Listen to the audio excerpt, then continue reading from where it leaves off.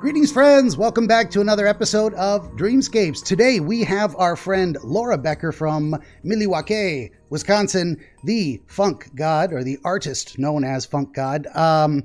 First, please like, share, subscribe, tell your friends. Always need more volunteer dreamers. Also, you can get a t-shirt, a coffee mug. I have 12 currently available books of historical dream literature, edited by yours truly, lovingly crafted and offered to you, I think, in the definitive version of these works, if I may humbly say so. Enough about me. Back to our friend Laura.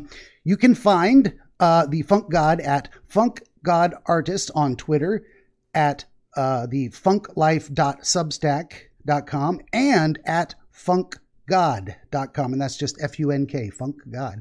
So you have chosen a specific type of branding for yourself, and I understand it has personal meaning towards you, or there's a reason behind the rhyme. No, it's completely arbitrary. Right? You threw a dart. Yeah. Yeah, calling yourself Funk God.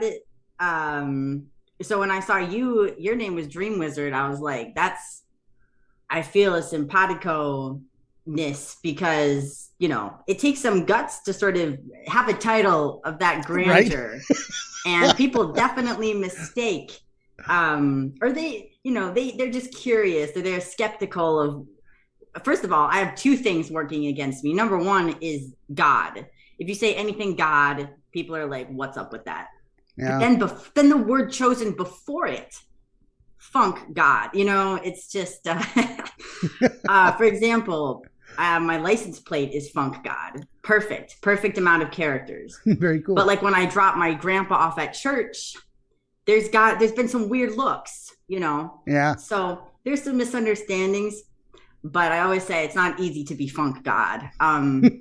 So basically, the Funk God thing came about because I sort of started realizing that there's sort of these polarities of life. I'm very about the polarity. So I have the yin yang sort of chaos and order thing going on. Oh, me too. Big time. Yeah. So I was like, funkiness, the way people refer to funkiness, they can say a lot of negativity about it, right? Like I'm in a bad funk. Yeah. That's really funky. That's funky in a bad way. That's too funky. That's, gross, whatever it is. But then there's also the way that, say, funk musicians or funkadelics use the word funk, and it's like, oh, we're in a good funk, we are funking, this is funky, like we got to make it more funky. It's funky, excessive funkiness. That's the first thing that comes to my mind, like what is it, George Clinton and the Parliament Funkadelic? Yeah. George Clinton, James Brown, like Rick James, all those dudes, funk gods, they are funk gods for sure. So that's what I started noticing. I started, because I've always been very offbeat. I sort of have autism. It's a weird diagnosis. So that's one funkiness. I kind of came up with it when I was severely depressed and suicidal, which is very funky. That's a really bad funk. So I kind of noticed funkiness sort of have this self-deprecating sense of humor, like really funky. But I also have a self-aggrandizing, sense of humor is the flip side of the self-deprecating. So I was like, Funk God, like I'm excessively funky in both positive ways and negative ways. So I was just like, it's all funkiness. And now that's just my excuse for everything. So you have all these issues, you have all this weird stuff going on, you're an artist, which is a great excuse, by the way, being an artist. Yeah. But then, call yourself, just slap the word funk over it or funky. You can get away with anything. So it's almost an artist's job to be funky in some way, it is, to bring the funk. Yes. And it's a funk, that's why I think of everything as funk, sort of like, again, the yin and yang thing, like it's chaos. Everything is funk, and it can be, manifesting in a pleasurable way that, is beneficial to you or productive to you, or it could be destructive. So it could be creative, destructive. There's these dueling forces, but it's all funkiness. So I try to spread what I call the gospel of funk, which is, there's a lot of puns in funk too. That's another pro of funk. But yeah, I funk around a lot. So spreading the gospel of funk, I try to spread this idea of these dualities and having awareness that it's really neutral, which is something I greatly struggle to do. I'm pretty open. I have PTSD. I have complex PTSD. So it's really hard to be neutral about that in any way. So it's my own sort of philosophy that I've developed for myself, but also to spread the gospel of funk to others, and try to promote basically subverting negative funks or quirks about oneself. I do think the PTSD is quite the quirk. And, the quirkiness, the offbeat, the syncopation that you have going on, the unique syncopation, and subvert the bad funks into good funks. So make it work for you, right? Somehow. And so that's what I'm trying to do. So, being an artist, musician, a writer, a general eccentric kind of curmudgeon on Twitter in some places, and then in other places, very, I guess evangelical about the groove and the boogie and the funk and the jazz and all that funky stuff. Well, I very much get the idea of humorously self-aggrandizing titles. I mean, I call myself a wizard, and I was explaining this in the last episode too. Is I think it is both. It tickles me so much for the ridiculousness of the self-aggrandizing. Yes. Oh, he thinks he's a wizard. Well, I do, but I realize how ridiculous it is. To me, and my audience probably heard this a million times, I'm trying to encapsulate it, but the essence of wizardry is wisdom from experience and being able to pass it on to people and using it for good, be a white wizard, so to speak, Gandalf style. Although I also consider Socrates of Athens to be a wizard in his own right. He was out there sharing his experience with people and using the power of his mind to speak magic words and try and give people things they need to hear and understand, or things that might help them, perspectives on the world.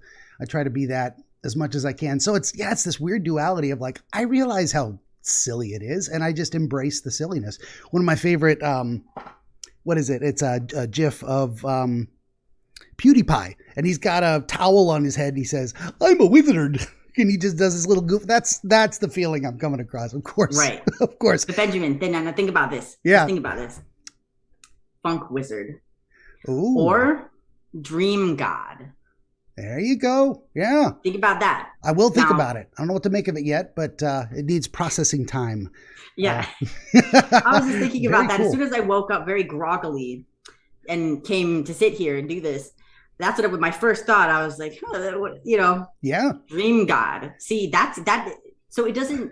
Dream god, I don't think has as much of the humor as dream wizard. Yeah, I think, but funk god, I think is the same absurd humor as dream wizard. You know what I mean?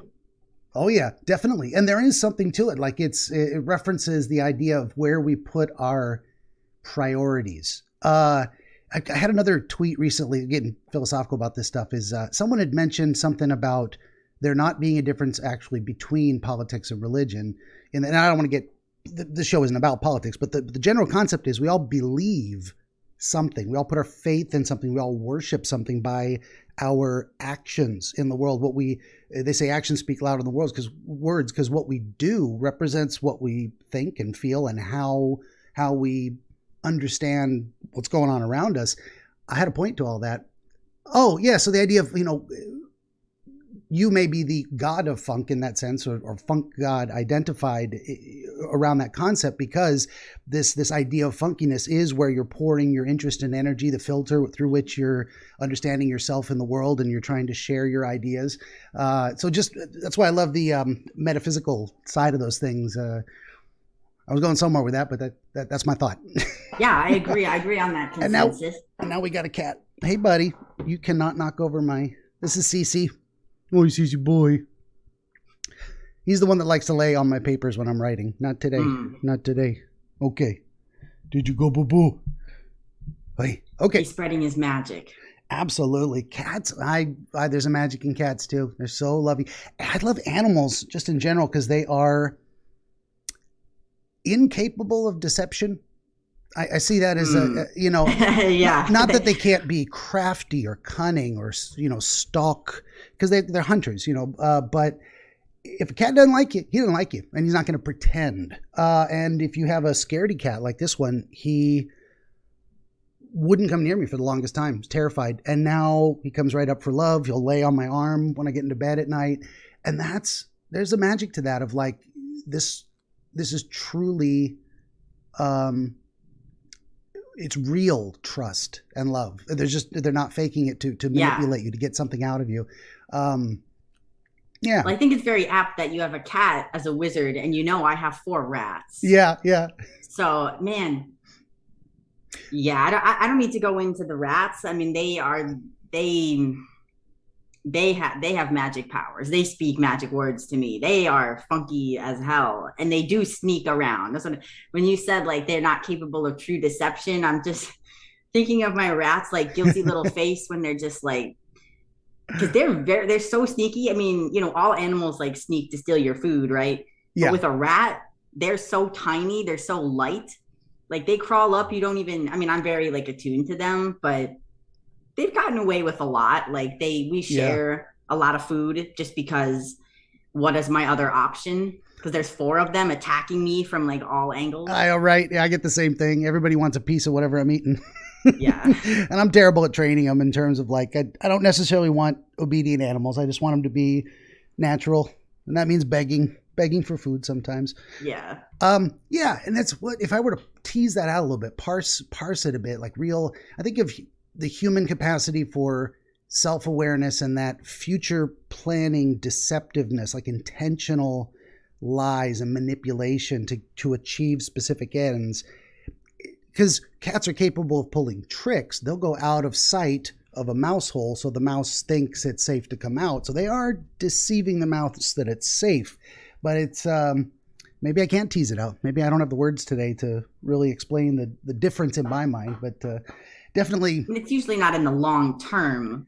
There's no like real long term cons. Yeah, that's exactly what I was going to relate it to. They're not a con artist where they're trying to build your confidence that they believe something they don't. They're just naturally reactive. So as much as I'm a what is it? How do I put it?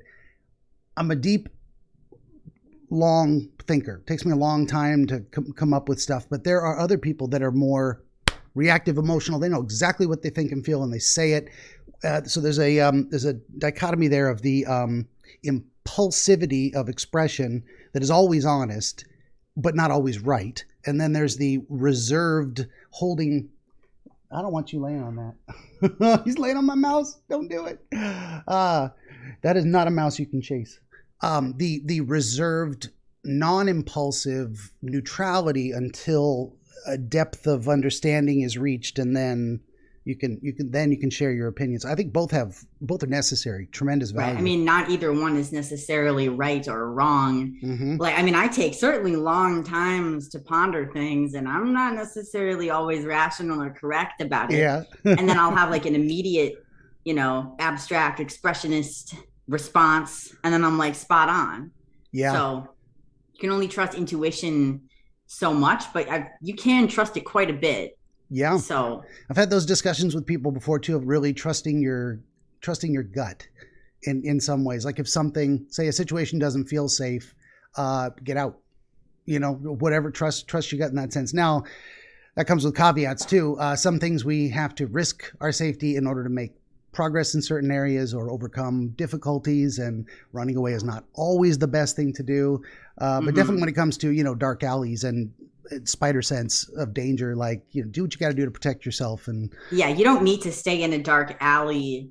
This is me calling my past self out. You don't need to stay in a dark alley and really, analyze is this danger really as bad as you think? Like, yeah. But sometimes, that's my proclivity, right? Like being like, let me, is this person actually manipulating me? 7 months later, yeah, they are. Gotcha. Maybe I should have just, gone with that. Yeah, I guess so. I don't need to be like so curious about it, There is such a thing as taking too long to pull the trigger. Just sometimes you gotta, trust your gut and not be, wow, what a difficulty, and how variable that is like parsing out how to respond to things and developing functional patterns. Man, it can really lead to like long periods of inactivity. And those long periods of inactivity make all problems so much worse. And at some point, you really do have to do something, a behavior, and not just sit there and be like, what is the consequence of my action? And just take an action. Am I rationalizing just to put off a decision I don't want to make? Yeah, that's a tough call too. That can be very hard. Well, which is why sometimes you need a therapist and sometimes you need a wizard, and we can help figure those things out. Come on, boo-boo. Come on, calm down. Well, speaking of which, I mean, you're here to do the dream interpretation thing. So as per my usual process, I'm going to just shut up and listen, and we're going to have our friend Laura just tell me the dream, and then we're going to see if we can make something out of it. All right. Ready when you are. Yeah. All right. I wrote this down in my notes dream journal app. So this dream starts out with a person who's pretty funky. He's probably a funk god too. So some of you might know him, but this is the dream. I'll just read the narrative as I wrote it down, in the immediate aftermath of experiencing it. Dreamed some of my interview quotes and photos from a detransition story became viral. And Joshua Slocum from the Disaffected podcast was talking about me on his show. He was showing all depressing images of me from when I was younger. It was embarrassing, and I felt anxious that people might judge me on them. But Josh's tone was not mocking. It was somber. He showed he had empathy for me. I also felt empathy for my younger self. I felt resolute that telling my story was ultimately important, but also somewhat doubtful that it was healthy for me. Then go to the next scene that I can remember. I was with my family and we were poor, or at least lacking for something. The childhood neighborhood felt cold, barren, nostalgic, but familiar. It was an uncanny valley situation. I walked the streets I knew well and looked at the houses, but felt uncomfortable. I was confused. There was some type of parade going on with colorful people walking around. I put on a super colorful rainbow outfit. I felt better and as if I blended in more, but I was still a bit anxious. I decided to do some LSD because everything was so colorful, pretty, and weird. It was also some kind of holiday or break for me, so I had the time and no responsibility. I wanted to occupy myself. I felt somewhat like I was a teenager in that moment. I did LSD and I saw the usual visuals, the swirling, and it was all very beautiful and sunny out, and I felt euphoric. There was music in the street and vendors and people around, but I don't remember any faces or interactions. I was separate from them, alone in my own world, but everything was very rainbow and colorful. I might have been skateboarding, which is something that I never do in real life. Then I went back to my parents' house / the childhood home and told my dad that I was on LSD. He was disappointed in me because he doesn't understand me or psychedelics. I went to my childhood room, and for some reason I had to live there. So I figured I'd better update it with my new aesthetic as an adult. I changed the walls from their original color to more of an off-white and pink and yellow stripe design. It looked okay at first, but then I missed the original color, mint green. The new color felt unfamiliar and distant to me. Then I felt my inner child wanting it to be the color of her old room upstairs, purple and pink. I had a talk with my inner child and inner adult about how I would also like to have mint green back, how it was, but that I must integrate the childhood elements for my inner child as well as the adult. I saw that I certainly have plenty of decor and trinkets that pay homage to my childhood and inner child. The next scene I remember, I was with my sister at Target. She ran up to the store because she wanted to get there faster and possibly avoid something, maybe rain. but there was a female security guard who stopped her.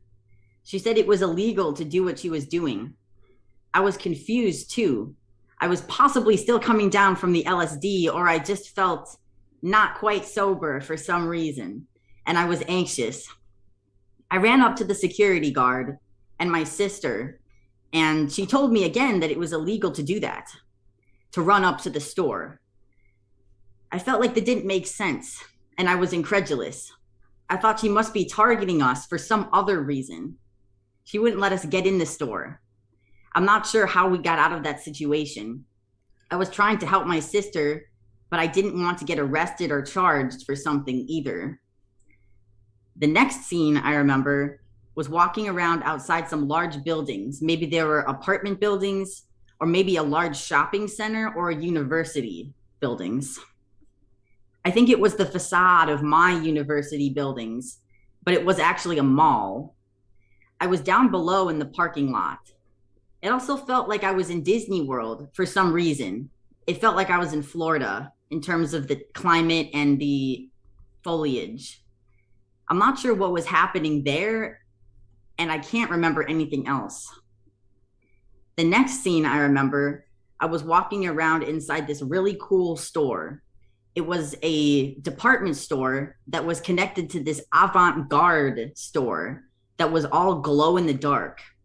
All the shelves had lighting that faded in and out, so you could get time to see them in the light and in the dark, since there were both normal objects for sale and glow-in-the-dark objects. I saw this glow-in-the-dark statue that I thought was cool and I wanted to get. I wanted to get cool, weird decor for my apartment, but knew I shouldn't spend too much money, so I had to be selective. There were a lot of choices because there were a lot of objects that I liked. I immediately was drawn to a shelf with various ceramic African animals.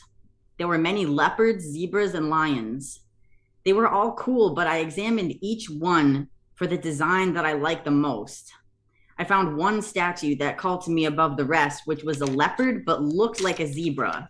So it aesthetically and physically looked like a zebra, but it somehow had the energy of a leopard. I carried that with me around in the store until someone shouted my name. And they said, "Hey, Laura, I've been meaning to hang out with you for a while." I turned to where the voice was coming from, but didn't see anybody. I was staring at a shelf which had a display of windows. It was like a Christmas advent calendar where you open each window or tab, but it was more shadowy and it looked like the exterior of a tall apartment building. So like it was a shelf, but it was a big abstract space that looked like the outside facade of an apartment building at night, so that all the windows were kind of glowing. But it also reminded me of like a Christmas advent calendar thing where you kind of could peel away the tabs and then reveal something underneath. So there was an element of like mystery or almost like a game show. The building was really exciting, and I was really excited to see who was calling from me. I thought it sounded like the voice of an old elementary school friend, a girl I hadn't seen in many years since elementary school, but I hoped it was somebody else. No one in particular, but someone I had lost and left a deep hole in my heart. The voice didn't tell me who they were, but another voice, a man's voice I didn't recognize, said, "Hey, you get to pick one of these." And then a slat or one of the windows opened up, a display popped out with a small album disc in a sleeve. It looked vintage. It looked like it was from the 60s. I didn't recognize the song or artist name on it.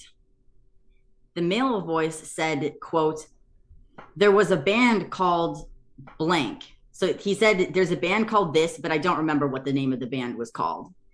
And this band diverged into 3 different groups responsible for a lot of music in the 80s. And one of them was Oingo Boingo."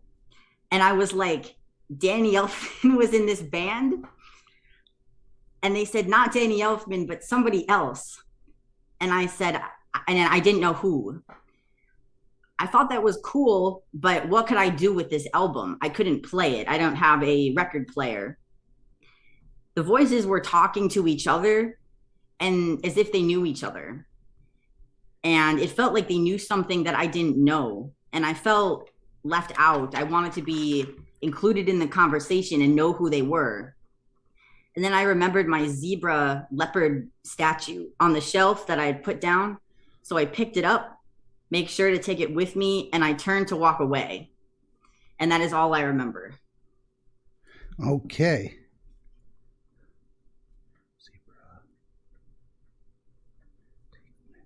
Catching up here. Ooh. That's a lot of great detail. Oh my goodness. We got literally five pages here. Of course, I was writing as fast as I could in horrible chicken scratch because that's how I do. It's like my own secret code. No one can read this, my handwriting on this stuff. It wouldn't make any sense to anyone. Good stuff. Well, we're going to... so that is phase one. Listen, that's a lot of great detail. A bit overwhelming, honestly. Yeah. I'm listening to it. I'm like, I can barely remember the last thing you said while you're saying the next one, and I'm writing it all down. But that is part of the purpose for the phase two, the deep dive, because we're going to go back through and all the things I missed. We'll try and set them into proper order. There's quite a lot going on there. There is. All right.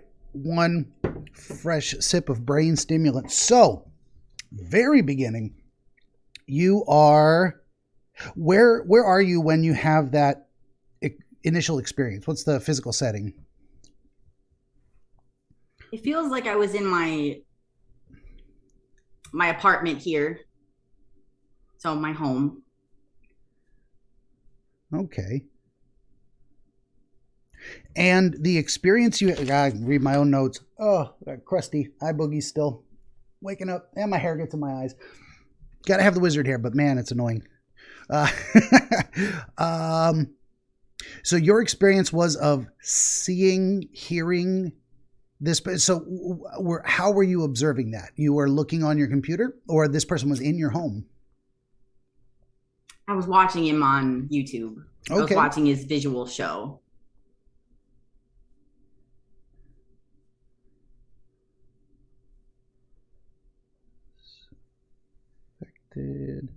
Okay, so right off the bat, and I found a lot of times the initial experience where you appear kind of sets up the dominoes that then flow from that. It's like begin with this.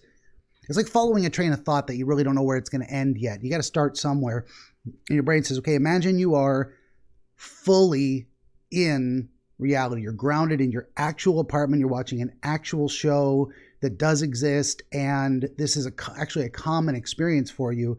Now, what do I have to say about that? Nothing yet. But this is what I started doing. I started saying, okay, let's put a little carrot by that and say, why grounded in reality and not on a mystical mountaintop? We don't know yet, but that's the very different types of experiences.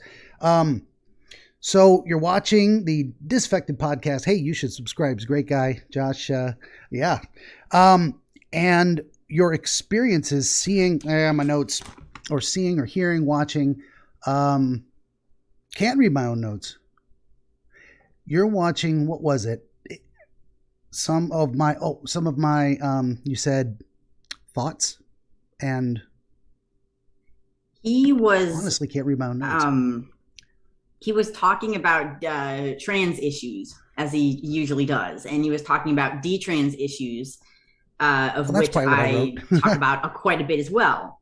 And I do interviews talking about my experience of transition and detransition and gender and all that stuff. And I in real life, I just did an interview where they came in my apartment and took photos of me, and they took portraits of me and did a long interview, and I told my story. And so Josh, this interview has not been published yet, but in my dream it had been. And so Josh was looking at these images, and some of them were depressing, and some of them I was younger, which weren't even photos that were really published or taken, but they're ones that I knew, that I've seen, that, are very depressing, very intense trauma going on. And he was showing those on his show and talking about the story. Okay, that's another thing I'm going to put I put another carrot by that. So what is the nature of what it is you are viewing? You're in real life and you're having this experience of seeing yourself vulnerable, on display in a way that might be embarrassing, or having yourself revealed, the secrets that are maybe not flattering, exposed to the public.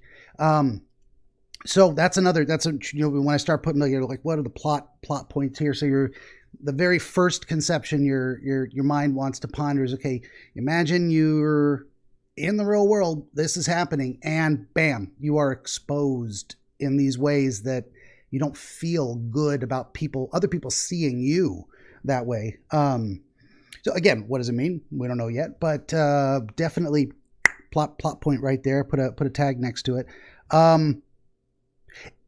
However, someone I would without putting words in your mouth, I'd say this is someone you enjoy, someone you admire, perhaps respect, and their response to you was, your initial response was, as would be normal, a feeling of embarrassment and anxiety, but you see this person who, as I say, you would generally might respect and admire, they're not exposing these things in a mocking way. This is not intended to be harmful. What would you say about that concept in general? Yeah, so his tone was somber. So it was very significant to me, that it wasn't mocking, because the way that people use detransitioner stories or all these different talking points, they can be very cruel, they can be very intense. And Josh, he talks very candidly about the harms of these different people and really toxic people that he showcases on his show. Like if he's doing not an op-ed, but he's showing photos or videos of someone, it's usually not necessarily mocking, but it's like he's showing something wrong that's going on. So it was important to me that his tone, he wasn't mocking me. He wasn't saying that I was a bad person. He had empathy for me. He was saying, like, it's not okay that this happened, but look at this is happening. But it's not her, she's not bad, but the surgery she had or whatever, the harms that's been done to her, that's what needs to be highlighted here. Gotcha. That is very, very cool. So you take a person, and I know the delivery style, and the fact that there is a lot of sarcastic, even biting humor to highlight. This is stupid. This is dumb. This is wrong, and it very much comes across in there. But you've got this reversal of that. So someone whose typical presentation is to attack through mockery for the purpose of education and destroying something harmful is looking at your situation and giving an almost atypical, not that Josh lacks empathy, but in his presentation style and the way he chooses to articulate his thoughts on these subjects, very much opposite for you. This is I'm changing my style, modifying the way I present, because this person is deserving of a somber tone, of a more empathic expression. That's very powerful. That's definitely related to your, I would say, well, and again, stop me if I'm wrong. Rattle the wrong doorknob. You don't have an answer. That's fine. I say something, you're like, that's not quite it, or that's completely wrong. But this is something in you saying you are deserving of this sympathy. And the very next line that I wrote down was, I also felt empathy for my younger self.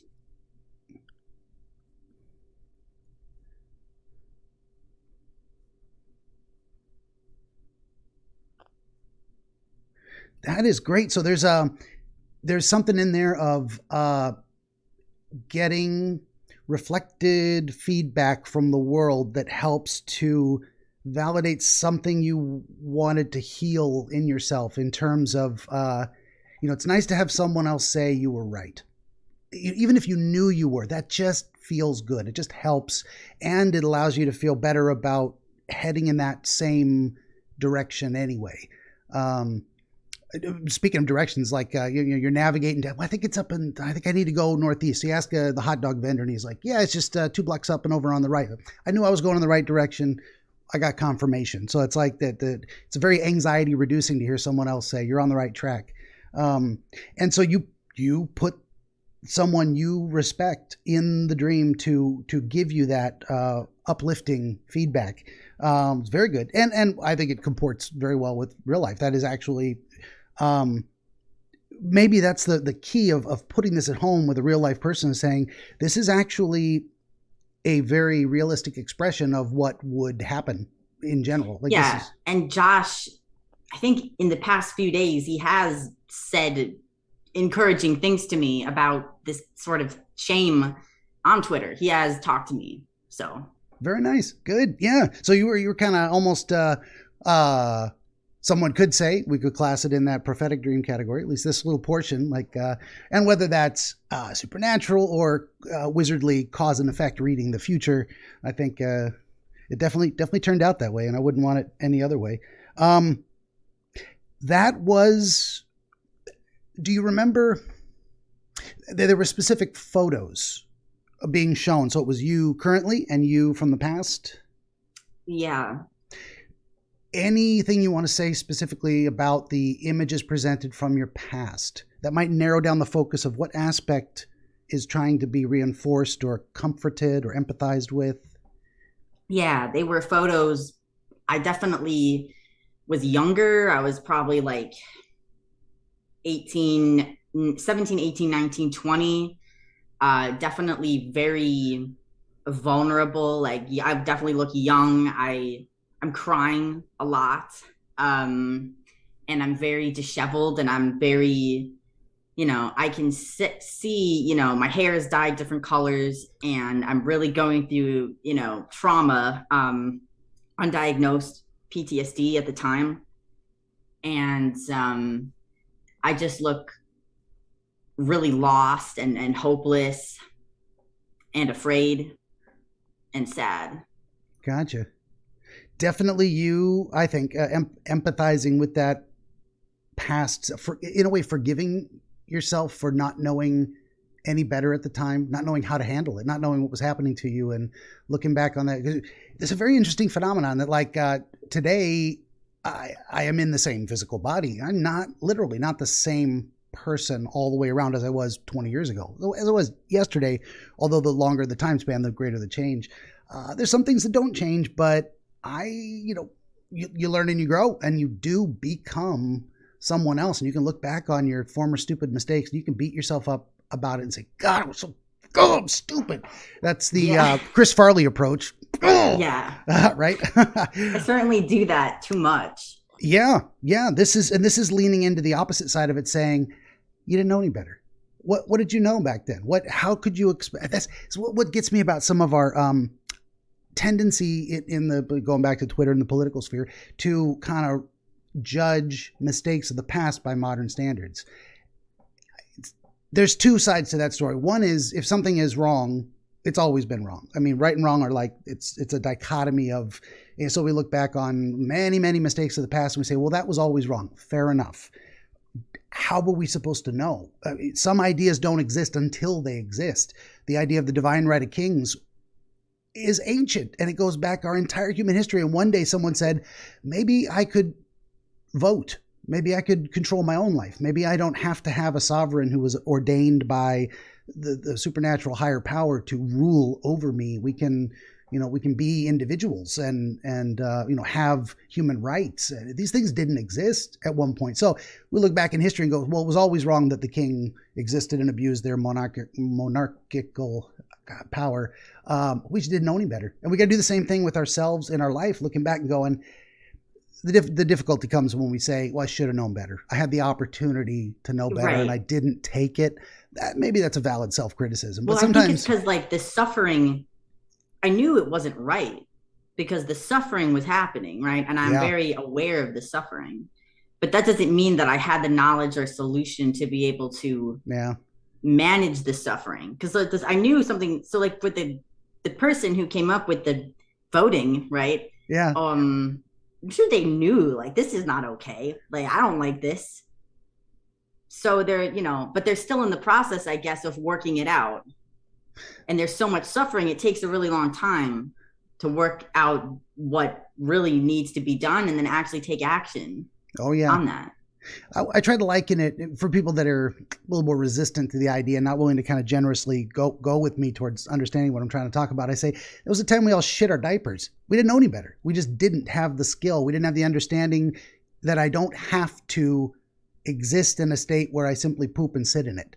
There are other options, but we weren't physically capable yet of sitting on a toilet. We're too small. We'll fall off. And then we also need to develop the mental ability to feel ourselves and say, I think a poop is coming. I know now also I have the knowledge of where to take the poop and leave it so that it is not smeared across my bottom. And this is but we forget that when we get to be, 20, 30, 50 years old and we just, so stupid. No, sometimes you just shit your diapers and you didn't know any better. And now you do, and you don't have to do that anymore. So I love that analogy. Yeah, I like that a lot too. Yeah. Thank you. So that was, very much focused on reflecting on that time in your life, forgiving yourself to be able to move on, I think. So we've got at least some of that. Maybe have solved most of that portion of the dream. But then you get... One more thing I should just add to that Please. Is not only would Josh be someone that I admire or respect or enjoy or, learn from, or even see commonalities with, but he's someone that I view as an adult. Mm-hmm. I wouldn't call him like a father figure or something like that, but I do view him as separate from me right now, which is he is much older than me. He has more experience. He is an adult. So he's not. So, the state I'm in now, I'm a young adult. Or they say emerging adult. I think it's fun. But Josh is as an adult, so there's like a difference there. So I think that's important to recognize versus like, he's not like a peer. He's not just anyone I respect, like a peer or friend, he's like someone I consider to have more wisdom than me. He's someone that, that I trust, to know somewhat better in some ways than me. Yeah, definitely. Well, I had a recent episode entitled Role Model. And I think that's a very key concept there. It's someone you look at and go, that guy looks like he's got his shit together. Now, maybe I can be that successful if I kind of do what he does or try and get some understanding of how the world works from how they handle their problems, how they respond to difficulties, how they explain things. Very important that we look up to our elders, in that way. Hopefully, in my humble grandiosity, I'll say I think Josh is his own kind of wizard. He's got his own specialty, his own brand of magic that he's working with. Definitely speaking magic words. So, very cool. No, and that is a good thing. So you found someone you can look up to and try to use their example to better yourself and your life. That's a very good, that's something we all need. If you got no one to look up to, what do? You got to figure it all out on your own. Yeah, it's impossible. The sum total of human knowledge has gone so far that no one can learn it all in their lifetime. We have specialized too much. You got to find someone you can say, well, they look like, they got their shit together. I'm going to do what they do and see how it works out, and adjustments along the way. But that's super important. Everybody needs someone like that. So this is how a lot of now, bam, sudden scene change. And that's like one encapsulated thought about a certain idea presented in that form. And then that serves as a trigger for the next thought. It's this series of connected thoughts. Now, once I've looked at that completely, what does that make me think, or how do I relate that to other things? And bam, you're with your family in the next scene. Where do you, you said you're in your childhood neighborhood. So you're outdoors? Yeah. Okay. I'm in a suburb, safe streets, very familiar to me, but it feels cold and barren, and I feel distant, and I feel like I'm in my own world, you know, and it's not that I don't feel there's danger. I don't feel any, you know, I feel safe in this area. But as I walk the streets, I feel uncomfortable and confused. So I somewhat feel like it's a place that I should feel that I'm used to, but now I'm walking it because I'm walking it as an adult. I'm not a child in this moment. I'm going back there. And I'm like, I remember this. Like this, it looks the same. It's really similar, but it's still different, and I'm different, and I feel uncomfortable now being here because I've outgrown this place. Yeah, for sure. No, I think that's exactly all of the explanation of that imagery that I would try to evoke from you. Is like, why these feelings in this place? And it is because you have outgrown it. You are now a different person. You've left that environment behind in a way that it no longer feels like home. You're not that idea of feeling safe, but uncomfortable. It's like this is not dangerous, but it doesn't fit. This isn't me anymore. And the first thing you'd opened it, you're with your family and you're poor, lacking something. Yeah, so I forgot about that part. Yeah, where do you come across them? Do you go to your old family home? Or just have this knowing? I can't remember it. I remember more of the neighborhood, the houses, the streets. I think I might have started off, you know, in my family home. And there was no imagery that, you know, that points to like, oh, we don't have money, or like the house is dilapidated or anything. It was all the same, but I just got the sense that there was something lacking. There was something that we needed. And I don't know if it was, I think it might've been money and maybe something else. It just felt like there was something that was just lacking. Yeah. Yeah. And in a very real way, there probably was, or at least that's an experience, a sensation, of an emotional response to that time in your life that you needed to call back into present awareness, that the fact that there was a poverty of something, and not necessarily money, but there was a needs being unmet. There was just something that wasn't very much so. Yeah. I think that's a great way to describe that. And as I tell folks, the knowing of something is the same as the seeing of something in dreams. So if you can't see behind you and like, well, there was a rock behind me, how do you know? I just know. That's the same as I turned around and there was a rock there. Our understanding, our impressions of what exists around us is the same, because we're not actually seeing a rock. We're having the visual experience of seeing a rock in our dreams. I can't explain that any better. Anyway, that's the concept. So knowing something, you never have to explain, well, I just knew. Fair enough. Then that's what happened. And you also mentioned the idea. So the neighborhood felt cold, kind of barren. So apparently there was no other people around. It was very empty. Yeah, initially it felt that there wasn't that many people around, but then, and it was confusing. So I was uncomfortable. But then there was a parade going on, and there was a lot of people walking around on like a main thoroughfare. I was walking down the main thoroughfare, this really main street that I walked down a bunch of times, like to go to middle and high school.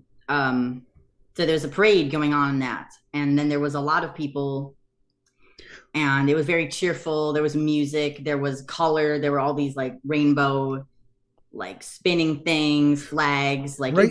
It wasn't pride. It wasn't like anything related to gay or pride. Right before we get there, I want to hear all that description too, but there's a process of going from I'm in my neighborhood to there's a parade. So there's this kind of there's this evocation of feelings, and you're walking in a particular direction. You said this is the path you normally would have taken. You remembered as the path. I was walking home. Heading towards your home. Okay. Yes, I was heading towards my home. And it was like maybe I was walking home from high school, that route. And then I was walking home, just sort of my usual thing, feeling, I guess, very, alone, kind of like, this doesn't feel right to me. And then at a particular block, then I started noticing, oh, there's like people around. And there's a lot of activity. Do you remember anything about that particular block? Like when you think of that intersection, maybe anything happened there? It was a bus stop where you met like your best friend at that time or something, or? No, it was just a street that I walked down like every day that, I was extremely depressed and suicidal in high school. So I would walk that. I was very lonely. And I would just kind of look around and see all these like people with friends or like younger kids or people with families. It's a family neighborhood. So, but I would feel very lonely and very depressed and kind of resentful of it. And I walked that street like every day. And even like after school, I was just really depressed. It might've been like a sunny, nice day.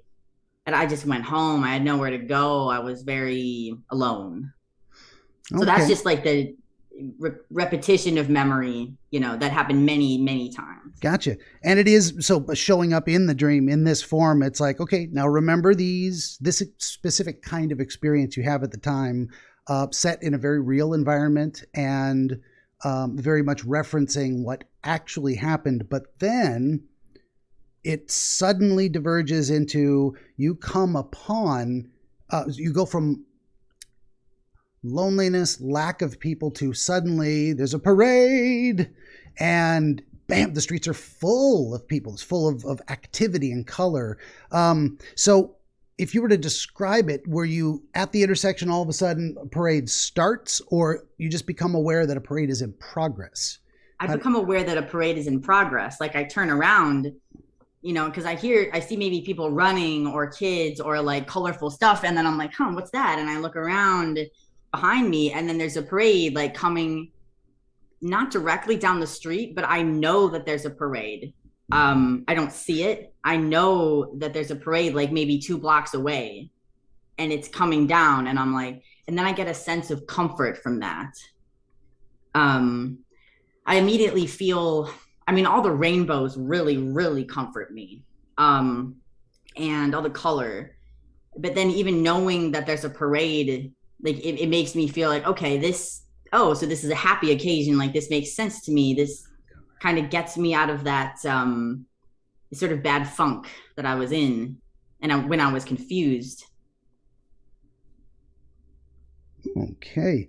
When you think of, just associations with rainbows and parades and this bright colors and does anything come to mind? The 4th of July sort of parade, we used to go to that every year, which was a fun event, candy and fun and, interesting sights and, horses or whatever, just parade stuff. Gotcha. So good association. When I think of rainbows, just immediately rainbows have an extreme comfort to me. I love rainbows. I love color. I'm an artist. I make a lot of rainbow, very colorful art.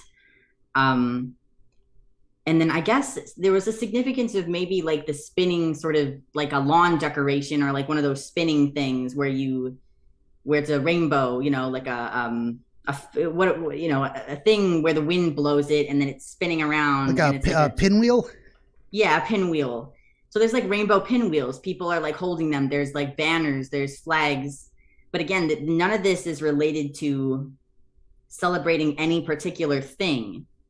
I don't think it's related to celebrating like an LGB thing or pride. It's not like an ideological flag. It is just like a representation of joy itself. Like the rainbow is just joy. It's like a beautiful, warm, sunny, summer day. It feels like it is the 4th of July, but it's not really, in terms of weather and like, positivity and like pride and community. So it feels like, but it's just a bunch of rainbows and a bunch of fun, colorful stuff. Gotcha. And that is important. So it's specifically, and you mentioned this on the first pass through, specifically not a pride parade. And it doesn't have to be significant or to, let's see, it's probably I wouldn't say more, but it's a different kind of significance that it's not. And I think you encapsulated it very well to say that it's more of a celebration of joy for its own sake. These are people just happy to be happy, and they're going to march around being happy. They're going to be publicly happy. And together. Yeah. The sense of community and, bright colors they're very, a rainbow of colors. And that's, rainbows are great for all kinds of things, like a wide variety of choice and depth and difference and change and all kinds of great pot of gold, all kinds of great symbology with rainbows. But it's to you, it's most significance that it is this, a rainbow of colors, so to speak, is very expressive of art. So we're getting a lot of symbols that are, it's showing you things that make you happy. Is that making sense in a way? It's like, just, or a symbol of the concept of happiness. Something like that? Yes, yeah. I would say so. The concept of happiness, because yes, a rainbow means a lot of things. But to me, when I even think about, a rainbow, it's hard to be jaded when you see a rainbow. Like, just the fact that a rainbow exists to me, it is just so profoundly beautiful that it sort of melts away pain. And I hate the color gray. I hate the color gray. No offense to your shirt that you're wearing. It's kind of a creamy off. It's kind of gray. Yeah. But the rainbow, it just I'm right now, I'm even looking at my keyboard as like an LED rainbow keyboard. And I'm just like, very nice. God, I love rainbow so much. Like, it really is the representation of just pure joy and freedom and just liberation, I guess. And for its own sake. Absolutely. And I was trying to dial this in a little bit, and I kind of got down to, rejection of the jaded cynicism, a pushing away of, so people can lean into pain or they can lean away from it. And, there's being pain avoidant, which is its own kind of problem, but there's also not being pain dependent of you don't need to hang on to this pain for its own sake. Maybe it's time to push it away. Maybe. So this, almost involuntarily a representation of happiness and joy and bright colors and loud people. And the whole notion of a parade comes to you. It is involuntary. It's kind of how I said about the rainbow, because there is a lot of time when I do get into these very, nihilistic states, and then I'm almost resentful of anything that actually I do consider meaningful, because I want to have this very cynical view, and I'm like, there is no meaning, there is no love, there is nothing. Sometimes I want to be in that state, or at least I think I do. But then something as simple as like a rainbow pulls me out, and I'm just like, damn, gosh darn it, that rainbow, it does have meaning after all, doesn't it? And I guess that means that, well, what does that mean? I guess it means that I am capable of joy. For me, it's always the juxtaposition, it's like I said, the good funks and the bad funks. It's this extreme, funkadelic celebration, joy. And then it's this horrible, trauma funk, that's God, please, I just want to die. So I don't like being pulled between the two different states, because it's I just want to stay more stable. I don't like being up and down. So I think that's maybe why I like to stay in the, just no, it's all gray. I'm just that's my paradigm for the world. And then the rainbows, because I feel like the rainbows are too idealistic. I want to believe in the rainbows all the time. Yeah. But then I'm always get disappointed. So then it's the gray, and I'm can it just be one or the other? But it's not. It is that balance of the chaos and the order. Yeah. Yeah, and it goes with that. The tendencies people broadly class as optimism and pessimism. Glasses half full, etc., or not. And it's very tempting to go overboard in both directions. The cynicism side, the pessimism is very safe. It's all awful. except maybe sometimes it's not, but that's unpredictable and you shouldn't ever rely on it. And then there's the optimistic. I've had negative experiences with both, you know. I have, you know, been really, really traumatized from being too nihilistic and too idealistic. And both of them are somewhat delusional. They get to the extreme ends. They're both delusional. It's a great way to put it. Yep. So I'm like, really, that's what in my real life, that's definitely kind of where I'm stuck at right now, is like, like mediating between these two extreme, like black and white thinking forces of the good funk and the bad funk. Yeah, for sure. And that's, you know, just for the audience that might have heard the pop culture idea of delusions. The technical definition is just a false belief, just a belief that does not comport with observable, tangible reality. So, and you can go both. So the extreme pessimist is quite literally in a delusional state. Everything always is going to be bad, or everything has a bad side that outweighs the good. You get to those extreme ends and it just becomes a false belief. Well, nothing's all one way or another. It just can't be. So you got to have those little shades. That's why I love that yin yang so much. Even that black teardrop has that little circle of white in it. And vice versa. Everything contains a bit of its opposite. So yeah, the idea of delusions are more common than a lot of people think. We most explicitly in a lot of our personal assessment, we have a lot of false beliefs, for good or bad. You know, we just maybe don't see ourselves as clearly as other people do. It very rarely rises to the level of, you know, clinical delusional disorders where you just can't function. You can't tell what's a sock from a pen. That's pretty extreme. You need some help at that point.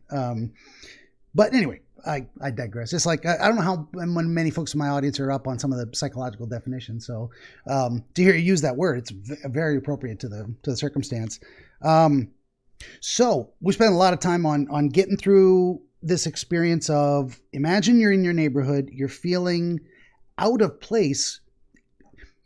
Let me start that over. The story arc coming from this one seems to be, imagine your old neighborhood and how that felt and how you felt. Now this sensation comes upon you that I don't belong here. I'm not comfortable in this environment anymore. I'm someone else. The next thought, there's a parade. There's joy. Joy comes to you involuntarily in this bright, attention-grabbing, attractive quality, which all kind of flowed from remember what it was and how different you are, and now this new option, this new world is opening up to you. There's something in that happening right there. So you make a choice. You're going to put on a rainbow outfit. Yes. And join the parade. I did not join the parade. No. I put on rainbow stuff for its own sake, for myself. I don't remember ever talking to anyone, going into the parade. I don't even remember if I saw the parade, right? I just knew it was there, like a block away. I just see people like, there's just rainbow stuff all over. There may be people like selling stuff or giving out free shirts or something. I think I just have rainbow stuff of my own. And I'm like, oh, I'll put this on. Now I can be happy. And it's my own stuff, probably. And I don't really interact with anyone. So I'm still alone, but I'm in sort of my own little joyous bubble instead of like my depressed bubble. I think that's interesting too. So your reaction to it wasn't to turn and walk away, to run in fear from the possibility of this joyous, happy experience. You now chose voluntarily, intentionally to embrace the happiness, to the fact that I'm going to dress myself in it. I'm going to become a part of this feeling. That's interesting too, that you're not really describing that you saw anybody. You may not even have seen the parade itself. Just knowing that it exists was enough to inspire you to adopt that, to take it in by outward display. There's something in there. And knowing that other people are doing it, like a lot of other people, including kids and like, you know, all these different people, these families, it's almost like they're doing it. And I'm just like, well, if everyone else is doing this, like maybe I could do it too. Yeah, definitely seeing, you've got this, there's kind of an acceptance that it exists and that it's available to you and that other people have led the way. They've already demonstrated that it's possible. And all it took was the choice. I'm going to put on the happiness. I'm going to wear it. This is very, very, very much symbolic stuff in clothing, how we choose to present ourselves that very often reflects how we feel on the inside. It would be a very different response. You know the parade's coming and instantly you're terrified. You pull a dark cloak around yourself and go hide. That's a very different response. This is more of an embracing of a rejection of all the bad stuff that is represented by the neighborhood. It's very interesting too that there's this, you're in your old neighborhood with all the old feelings, and still, even in that neighborhood, the joyful parade exists. It's there. It isn't like you had to leave your neighborhood to find it. It's almost like you're saying to yourself, it was always there. It was always available. Yeah, because it feels like, because I don't recall anyone giving me anything to put on. If anything, I picked it up off the street, or I just had it, or I just suddenly, had it on. You already had everything from you needed. Myself. Yeah. So I must have always had that, even in that space. Yeah. Which is very comforting to think about. Absolutely. And I wrote down arrow or decreased anxious, like you were previously having more anxiety, but was it the knowledge the parade was there that started to slough off the anxiety, or was it putting on the rainbow stuff that... It was the knowledge the parade was there. But yeah, it decreased the anxiety. And then what I did next, of course, would be like, I did LSD next. I chose to do that. So now, did the scenery change at all? You're still standing on the street waiting for the parade to get there? Or are you now... I'm walking this whole time. I mean, I might have stopped and looked around and been observing and kind of smiling and just being amused by certain things I was seeing other people. But then I just kept walking home. Okay. While the LSD started kicking in.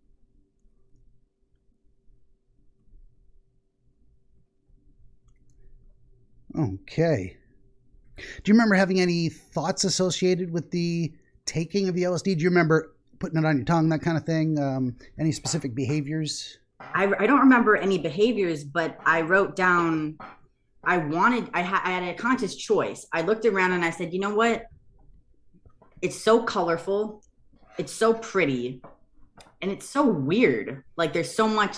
And by weird, I think I mean more fascinating. Because when I think of weird, I tend to think of it more as a good funk, wow, this is so engaging. This is so fascinating. This is so inspiring sort of weird. Wow, that's unusually good. That's weird to me because I'm not used to things being good, So that's weird to me.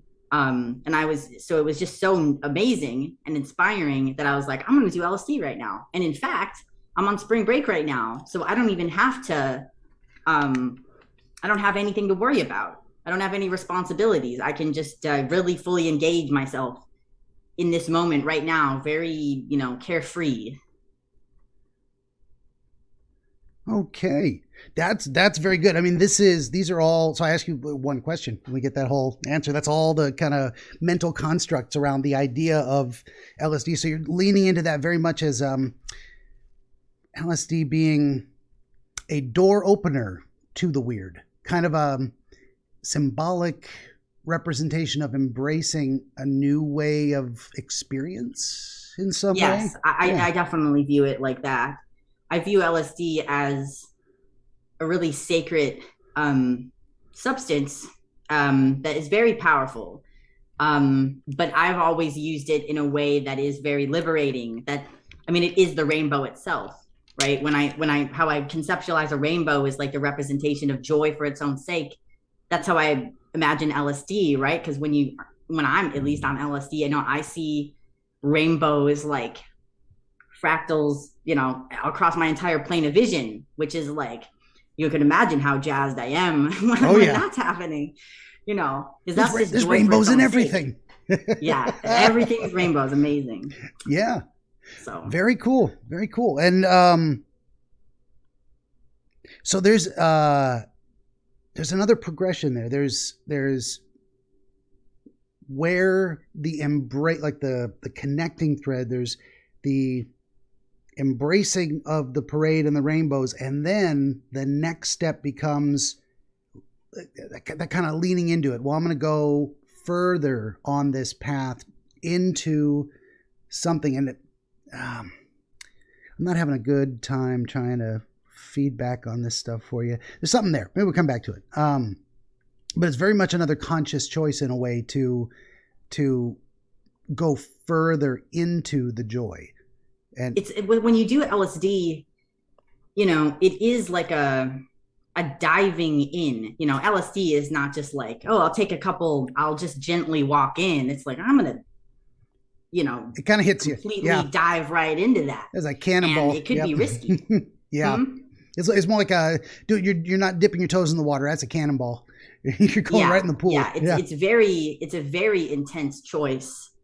And it can be risky, so there is a feeling of, it's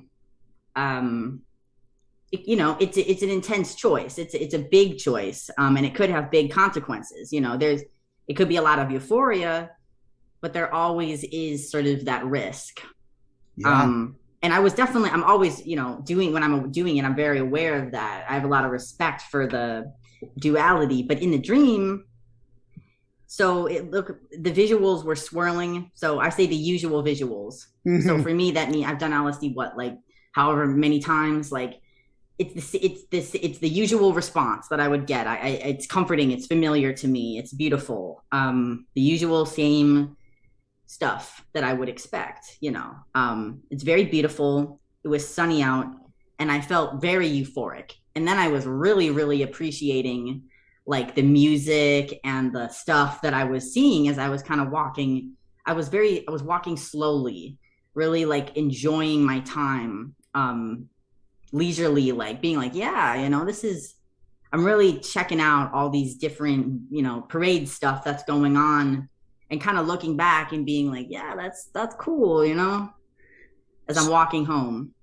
So maybe it wasn't until after you had the dream experience of taking the LSD that then the parade actually appeared to you? I think before you hadn't seen it, you just knew it was coming. I don't think I actually saw the parade itself. I never saw the parade, but I saw other people celebrating in the street. Okay. And there was a parade a few blocks away, and I could hear, distant sounds of drumming and music and trumpets and stuff. But I never saw the parade. I only saw people celebrating in their own private little ways. Gotcha. And you didn't interact with any of them on your way home? I don't think so. Okay. But I wasn't afraid of them. I definitely felt they're having a good time. I'm having a good time. I don't fear that anything is going to happen, but I also didn't know anyone. I didn't try to connect with anyone. It was very much we're both, in joyousness, but we're not necessarily, there's no relationship. Yeah. But also on the flip side, you weren't afraid to approach anyone. You didn't feel threatened by anyone. You didn't feel this resistance of discomfort. Oh, I better not bother anyone. That kind of thing. It was just coexisting, doing your own thing separately, together in the same place. Yeah. I mean, when you're doing LSD and you're in public, I don't like to do that, because I would be so anxious. Oh yeah. But in this dream though, I was obviously feeling, secure, really secure enough to, take LSD in public and walk down a busy street, Yeah. So I must have been feeling really, really safe to do that. Yeah. And I think you might have mentioned, and I don't know if I wrote it down or just heard it, but a kind of liberated feeling. Yeah, I felt liberated. If you were to try to pull some associations out for liberated from what? I mean, I suppose the anxiety, right? Because I was feeling confused and anxious initially. So I suppose I felt liberated from my own uncertainty.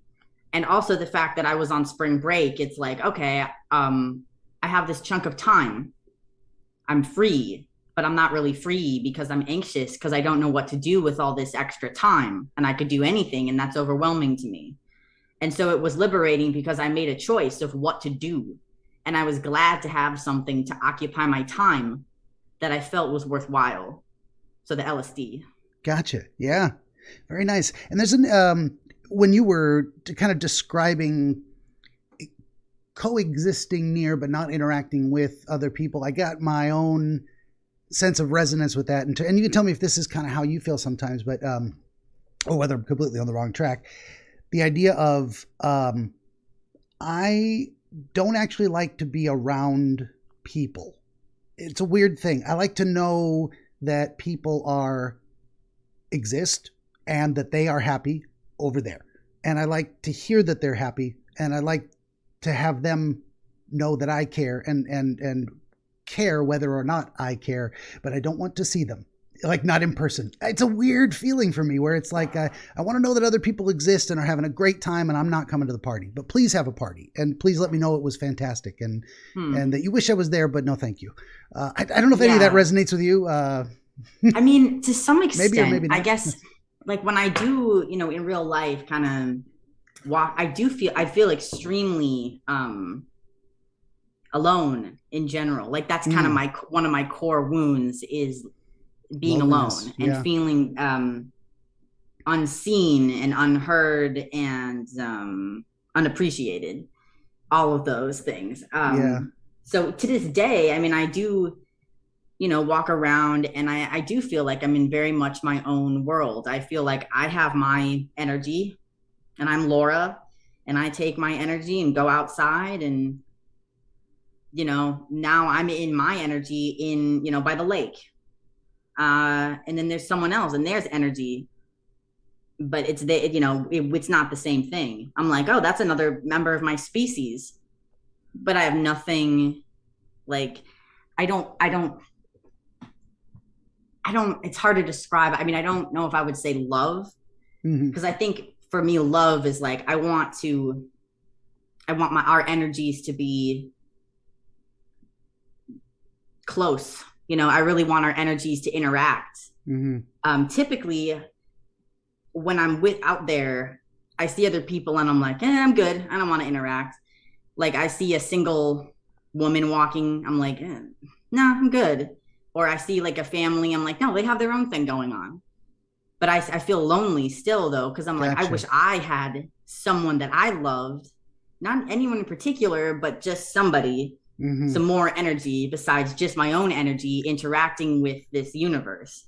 Yeah, gotcha. So I am capable of being happy or content alone in public, but it's a lot more rare. And usually I'm looking around and being sort of like envious that other people aren't alone. And then when I see other people that are alone, I'm always like, what's your deal? Because you're alone. And perhaps if that person was alone, would I even want to talk to them? Because really, for me, more than one person at a time is just way too much stimulus. Yeah. Way too much. Me too. Very often. Like, put me in a group situation, I just don't say much because there's too many people. I can't follow all of it at once. I can't manage that many relationships at once. Exactly. It's too much. So, well, that is good. So as I say, I'm happy to be wrong as long as it gets us where we're going. And so I gave my description. So we're very different in that regard. Although I do resonate with your experience of occasionally I'm in pub. So maybe it's the opposite. For me, is like occasionally you're okay being alone. Occasionally I'm okay being interactive. I'm kind of more the opposite side of things. Sitting in my wizard cave all alone for a week and talking to no one but my wife once a day, I'm perfectly happy. I need a lot of alone time to just live in my head. But back to you. So by offering that comparison, so we got the explanation of your typical experience is maybe being in public and feeling more disconnected than you would rather be. You don't want to bother anybody or get up in their space or talk to too many people at once, but it'd be nice if there was a meeting of energies, exchange of some kinds, of some positive nature. So you've put yourself in the dream where you're having this disconnection, but you're specifically in the frame of mind of, I'm okay with this. I'm fine the way I am. I'm on my own trip, so to speak. Literally. Yeah, like literally. Yes, exactly. I'm literally walking home and my own journey and doing LSD in my own journey. And I'm kind of like, you know what? I'm glad everyone else is doing their thing. You know, it's not really for me. Whatever they're doing, you know, I don't have any place in that. Like, it wouldn't be my place to interact with anybody in this situation. Fair enough. Yeah, that's exact. So that's a very good thing to kind of conceptualize about that thing. So you weren't feeling left out. You were very much, I'm doing my own thing, and my own thing is enough for me right now, here, this, whatever it is I'm doing. And you're walking home. Finally, page 2 of 5. Yep. And suddenly I wrote, felt like a teenager again. When did that feeling hit you? There was a moment where, I mean, I was starting to trip on LSD, so it's like a little bit, it's hard to, you know, parse that in a dream. But I might have been skateboarding. Like. I might have been, it felt like I was skateboarding or I was on a scooter or something like that. And because, and that's something that I never ever do. But it felt like I was moving, I guess, in a different way. Now, maybe that was just the feeling of the LSD, you know, because when you're on LSD, you're walking around, your feet just sort of move and you're just like, oh, I don't know how I got here. You know, it's not as, you're not as grounded. You're really like, you know, up there in the sky, you know, you're not, there's no tethering to reality. So I don't know. I mean, I think I might have been literally skateboarding, but either way, it was just something that I never do. So I was like, okay, you know, I just did it. I didn't think about it, you know. Mm-hmm. That's its own kind of, so the feeling of the LSD, oh, it's starting to kick in, suddenly connects to a feeling of motion, movement in the world that is not typical for you. And that could be represented by, a skateboard or a scooter or something like, I never do this. But so that specific representation of something you don't normally do, movement in the world in a way that is different than your norm. Does that kind of make sense? And traveling faster, right? Like you're going to move a little, you're going to glide more on a skateboard versus like the back and, you know, the repetition of the walking one step at a time. So you're just a faster, more intense. It's a sweeping motion. I think that's accurate to describe LSD. Yeah, well, I imagine it'd be much more intense on LSD. That the idea of skateboarding, I'd probably freak out and fall off. Whoa, touch grass, grab it, hold on, I don't want to fly off into space. I don't think I would really skateboard on acid. No, I probably wouldn't trust myself physically. Not anymore. I'm way too old. And visuals and euphoria and this was, you felt like a teenager again because of the LSD kick in. You haven't gotten home yet. I think, when did I say I felt like a teenager? Well, that was after it said I'm on a LSD on a holiday break, and that feeling of being, then there's a unique feeling too of the idea of a vacation, the spring break, and it's very iconic of spring break, the idea that here is a gap in responsibilities. We got school, break. Thank God I can breathe. I can do whatever I want. I don't have to get up at a certain time and go to a certain place. It is this kind of very much complete, it's a gap in complete freedom. It's a different kind of gap, though. It is a gap versus an ending. If you'd imagined I had just graduated and now there's nothing but freedom. I can do whatever I want. This is very much, you're just in a gap. It's brief. It's a bounded space of lack of responsibility that is going to end eventually. I don't know what that means, but that's definitely kind of how the headspace you're putting yourself in by having that thought. This is like spring break. This is like a wonderful, joyous time of lack of responsibility, but it is bounded. It doesn't last forever. It's only a week, or two. Right. So what do I do at that time? Yeah. I do LSD, which is a literal thing that I did this spring break. I did LSD this spring break. Just a few months ago or weeks ago? Yeah. Okay. Yeah. So and that was a whole weird thing to say that. Generally a positive experience for you? well, I'm dealing with a lot of trauma. So I knew that if I do this, it's going to be both. Yeah. It's going to be like intense pain, like processing trauma on acid. So maybe you don't want to do that. But me, change it up a little. I process trauma like sober every day in this state of consciousness. No, but there was also the euphoria. There was positive and negative things. I don't regret the experience, but it could have been less painful. It was extremely painful. Gotcha. But there was that liberation. There was that rainbow. Like I had a speaker. I listened to like amazing funk music. I played my drum, my African drum. I see it. And that drum that's there. Nice. And then I was looking at a drum, this beautiful like circular, and this drum is it's an ashiko drum. And I looked up what that means, and ashiko means freedom, which I love. So I'm looking at this freedom right there, the entire possibility of the universe, sort of coiling, undulating out of this drum that I'm playing. And it's just amazing. And there's rainbows, right? There's just rainbows everywhere. And I'm just like, so it is possible for happiness to exist. Yeah. Even though, for several hours before that and after and every day, I, do experience a lot of like really, really deep pain. So that is an experience that happened. Okay, so that could be very much related. It might have been, and we won't put a pin on that or put a period on that exclamation point or anything, say it's definitely that, but you did have a recent experience, then the dream came afterwards? Yeah, so it could have been, they say that, trips take a long time to process. Like, what was the point of that, Yeah. So I think it definitely is related. I mean, the fact that I was on spring break and I'm like, yep, no responsibility. This is a good use of my time. I want to expand my world. Yeah. Okay. No, so it's very likely that is directly related, that your mind then at that moment associated the difference in who you are today, being a fish out of water in your old neighborhood. You're no longer in that pond anymore, or a fish capable of living in that water. You are now someone else who has embraced the rainbow. Remember, you did that recently on LSD and found those positive experiences. So it's going to throw a little bit of that back in there, I think. And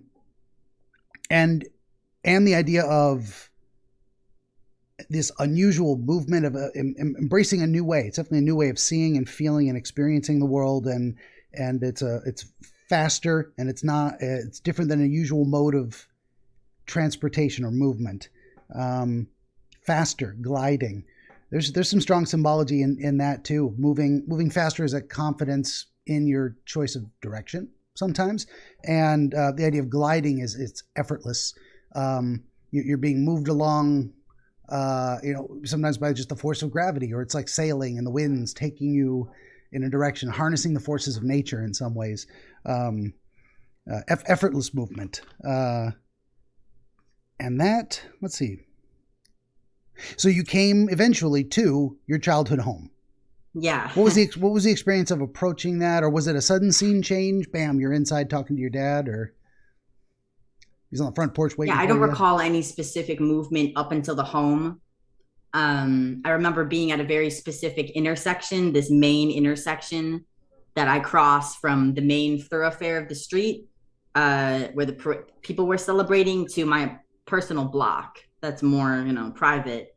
And then I just remember being at the house. So it's very quick. Okay.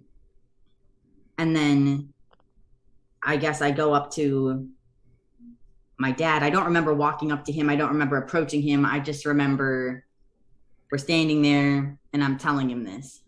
And I tell him that I'm on LSD. I'm telling him that I'm doing LSD. And then I don't recall him saying anything specifically, but he was disappointed in me. Because, and it's like I know that my dad doesn't really understand psychedelics. I know he doesn't really understand me in general. And so when I do try to tell him something, I do understand that I often don't get the response that I want or need. But still, I'm on LSD. So I'm just like, you know what? Who cares? Like, you're uninhibited. You would tell a stranger, maybe not, maybe you would, maybe you wouldn't. But it's such a liberating thing that you really feel like, you know what? I'm going to dissolve all of these, this bullshit, these trepidations. I don't need all this extra junk. All I need is, to love or like exist or, harmony. But he doesn't understand that. So he's disappointed, which mirrors a thing that happened when I did it in real life, which was, I got into some trouble because I was being too loud in the apartment, and I just moved in here. This is like my first apartment. So I guess I thought it was okay to like make noise from like a certain time to a certain time of day. Yeah. But there was a noise violation.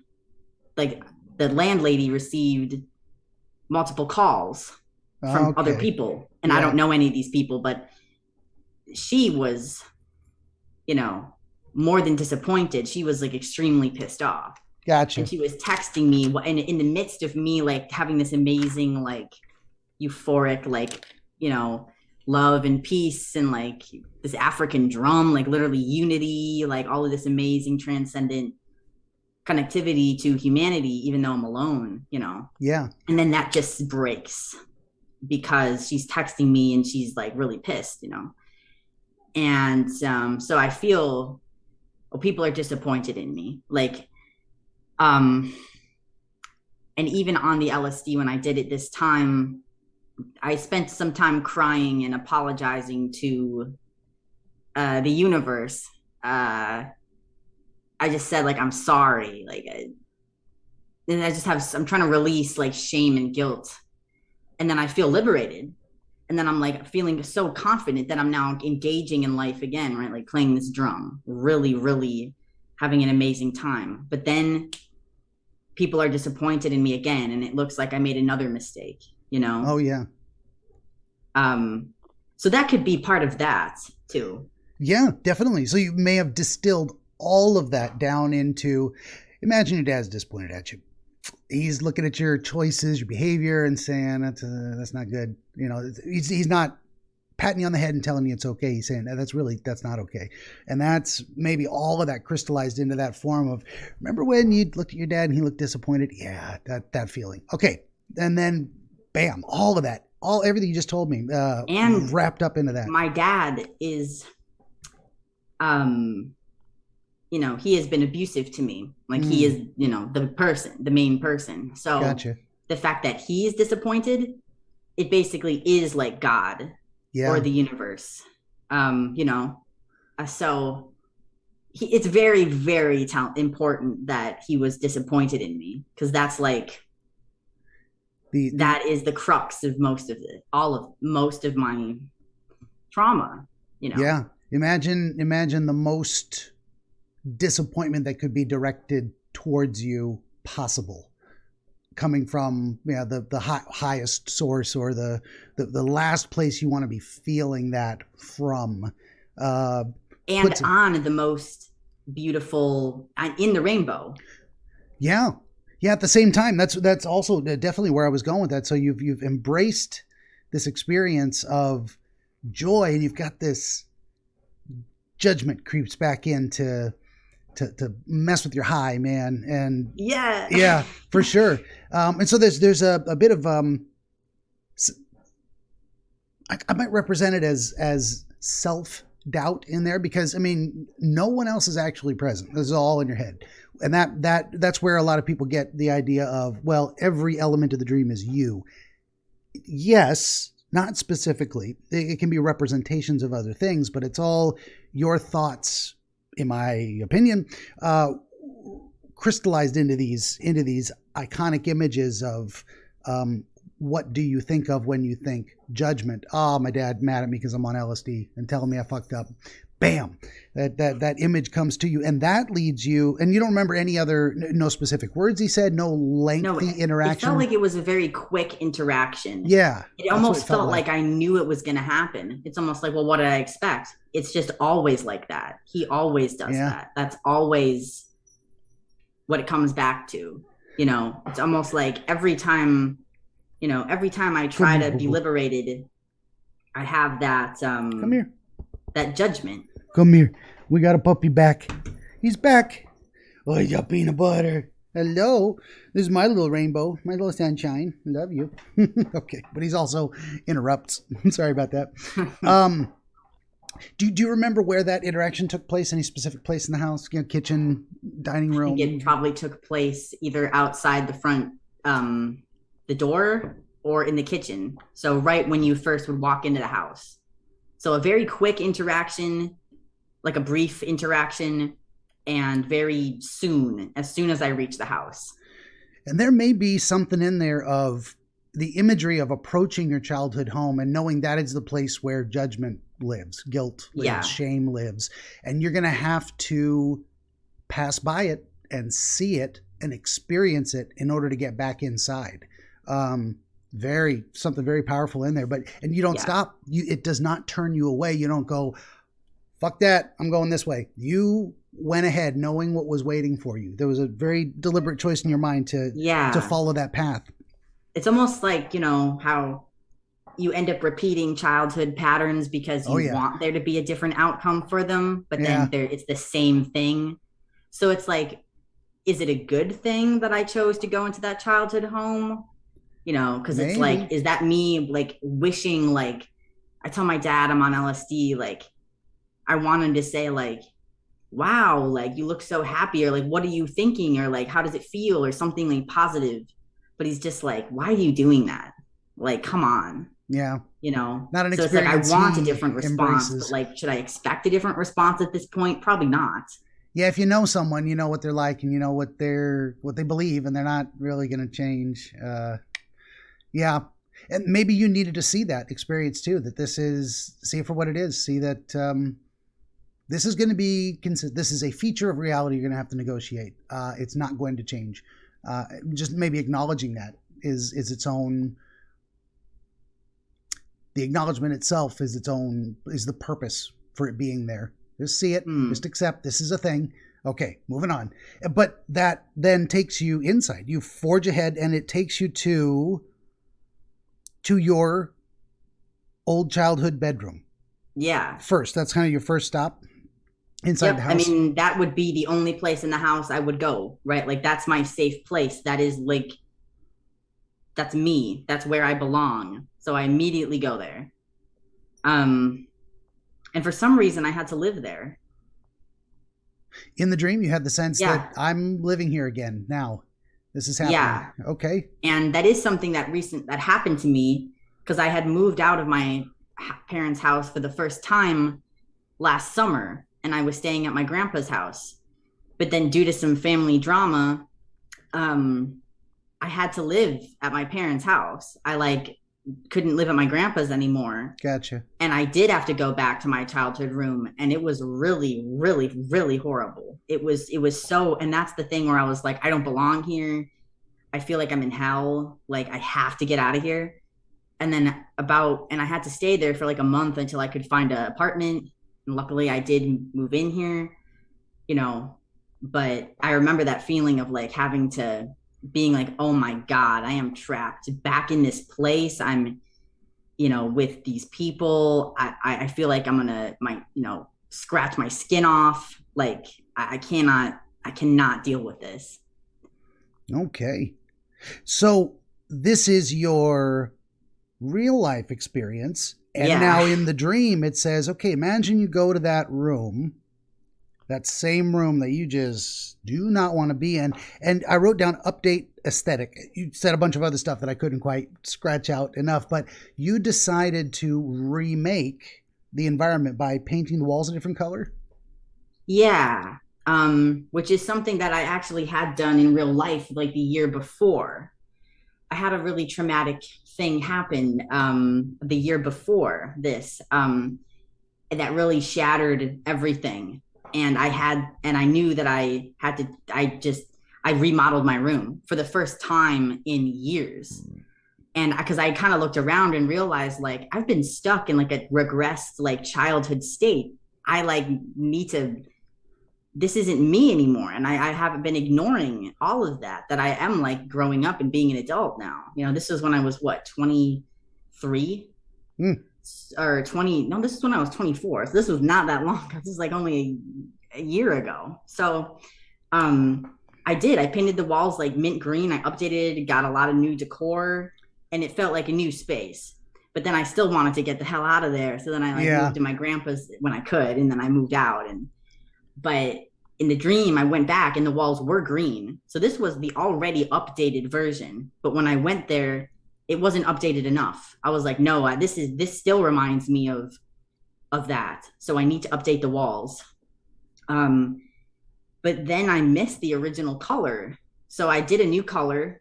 But then I missed the green color. And I was like, maybe that was who I am. You know, that's because it says the new color felt unfamiliar and distant to me. So I was immediately like, oh, maybe this is the wrong color. But then I felt my inner child saying that she actually wanted an even older color. Like it wasn't really that she was missing the mint green color. She was missing the color of her other childhood bedroom that was a different room when she was much younger. So then I was like, yeah, like I respect that. Like that makes sense to me. But I said like, but that's not who we are anymore. You know, I said, you know what, like we are more of the mint green now. And I looked around and then I guess I sort of imagined my apartment here. And then I was like, you know what, like all of this is like contemporary Laura, all this, like this is me now. But there's still a lot of elements of the childhood stuff. And so I said, you know what, to my inner child, like, you know, we're a different person now, but we still have a lot of these safe things that remind us of childhood or like that stuff. We still have some of it or something like that. So it felt like I was paying homage to my inner child and childhood in my contemporary aesthetic. And this was part of the note that you wrote down about the dream, about that experience. Is that a note? Is that your waking commentary or is that a direct report of the feeling from the dream? If you had to kind of parse those out. It can be very hard. Secondary elaboration is... That was during the dream, I think. You know, I don't know if it was as direct as me being like, I have decor and trinkets that pay homage, but it was more of a sense like, oh, I still have plenty of my childhood with me. And it's all good. It's good stuff. I still have that good stuff with me. So we don't need to like, you know, we don't need to go back there. I still have that stuff in the dream. Gotcha. Yeah, this is a whole ocean wave of thoughts and feelings that are all kind of, it seems like they're all happening at once, but connected in sequence. You go back to your childhood home, you pass through or beyond the icon of judgment and disappointment. You go to your old room, the most natural place. It's almost like I'm going to myself. So I get past the judgment. I'm going to myself. My room is me. Yeah. Yeah. And you look at it and it is the remodeled version. And you have that moment of second guessing because this doesn't feel right. And then you're like, oh, I know why it doesn't feel right. I'm actually pining for or remembering a way older feeling, which was, you know, in that older, younger, in the room of the older, younger, it doesn't make any sense, of the much younger, the old room of the much younger Laura. You were happier then, or yes, that was a safe one. That was before the traumas and bad things started happening. Gotcha. Yeah. And there is most of us have that experience of that's where the nostalgia for childhood comes from, is this idea of, man, I miss being just stupid and carefree and all my needs were met and I didn't have to do anything but, eat my peas and then I got to go play with my toys, that kind of thing. But it was just a simpler, better time, all that nostalgia. But then especially when you've got hugely transforming experiences, you look, it's like it's a high, not a high water. It's a place you cannot come back from. You can't unexperience things. They happened and it changes something forever. So there's very much a grief for lost simplicity and joy and safety and things that are it's like I can never be that innocent again, but like amped up a million times. And now I'm just like, do I want to be this person? No, I want to be that. But then I know I can't have that. Yeah. And then I'm like, well, I guess I can sort of have some of it and still be an adult pretty much. Yeah. Yeah. And that's where we were going in this kind of, this seems more descriptive acceptance as well, because you're actually talking to your inner child. You're having this experience of, oh, I recognize what it is I want and I'm okay that I can't have it. And because that's not who I am anymore. That's not what I've become over time. There is no going back, and that's okay. Now there's something else. And it's okay. In fact, there's good things from the past. It's like there's sacred objects. Mm-hmm. There's sacred iconography. There's sacred colors that I still have today. Yeah. Metaphorically. And I have my new stuff. Very much so. And I think that's an important thing of like it's one thing to do it, to do the moving on. And I think we all do very often unconsciously, but to make it conscious, to make it explicit, to look at exactly what it is and know what you're doing and approve your own choice is something, it's its own kind of experience. So you're actually showing that to yourself in your mind of you have accepted and let go. And that's good. I think a lot of this is affirming. Well, maybe we don't want to get there yet, but I'm seeing a larger pattern of gaining confidence in a way in who you are in your choices and reviewing. It's something I do all the time. Review. Did I handle that as well as I could? Could I have made different choices? And looking back on some things and saying, I think I did okay. I don't know if I could have done any better. So I'm getting some of those themes in here. It may not be the ultimate theme, but we'll see. Got to the unfamiliar and talking to your inner child and trinkets. You did mention trinkets and the idea that, so you had that experience of there were trinkets in the room, or you just realized that the room itself was empty, right? Like the room that I had left behind was completely empty because I moved out of there. Okay. So you're actually in an empty room. When I really go back to my room, it's empty. All there is just the walls with the green paint on it and whatever junk my parents put in there. But that's not me anymore. That's not my stuff. So I was remembering that my childhood room and certain objects and the feeling of it and a lot of specific things, none of which I really have today. I don't think I have any, like nothing in here is from that time. But and then I remembered, you know what? I still have that green. So the green, because I was nostalgic for the green, because remember, I like painted it a new color and immediately I regretted it. So then I thought like, no, I have the green. I still have the green stuff from that, which a lot of these plants and stuff was part of the new update that I did last year. So I took that stuff in here. So I still have the green, and then I don't really still have the same objects, but they have the same spirit. Like they still have a childlike spirit. Like I was thinking specifically about that flamingo up there. Oh yeah. It's a beanie baby that has a Hawaiian shirt on it that I found. Yeah. So like that isn't actually something from childhood. But it has a childlike spirit. And I sort of almost look at that flamingo and well, it's probably the most childlike thing in here, in this place. So I look at it almost as a representation of my inner child. Yeah. So I did specifically think like, you know what? I still have those sacred trinkets or objects with me, even though they're not physical. they're not the same physical objects, but metaphorically, I still have those things. Yeah, definitely. And that's good. It's embracing those things from that represent the idea that childhood was good, and that some things you enjoyed in childhood are still enjoyable emotionally today. I love that idea of embracing those things. That especially pink flamingo in a Hawaiian t-shirt. Come on, how could that not be great? I know. Okay, well, that brings us up here, and it was having that kind of acceptance, experience, epiphany, scene cut, and now you're somewhere else.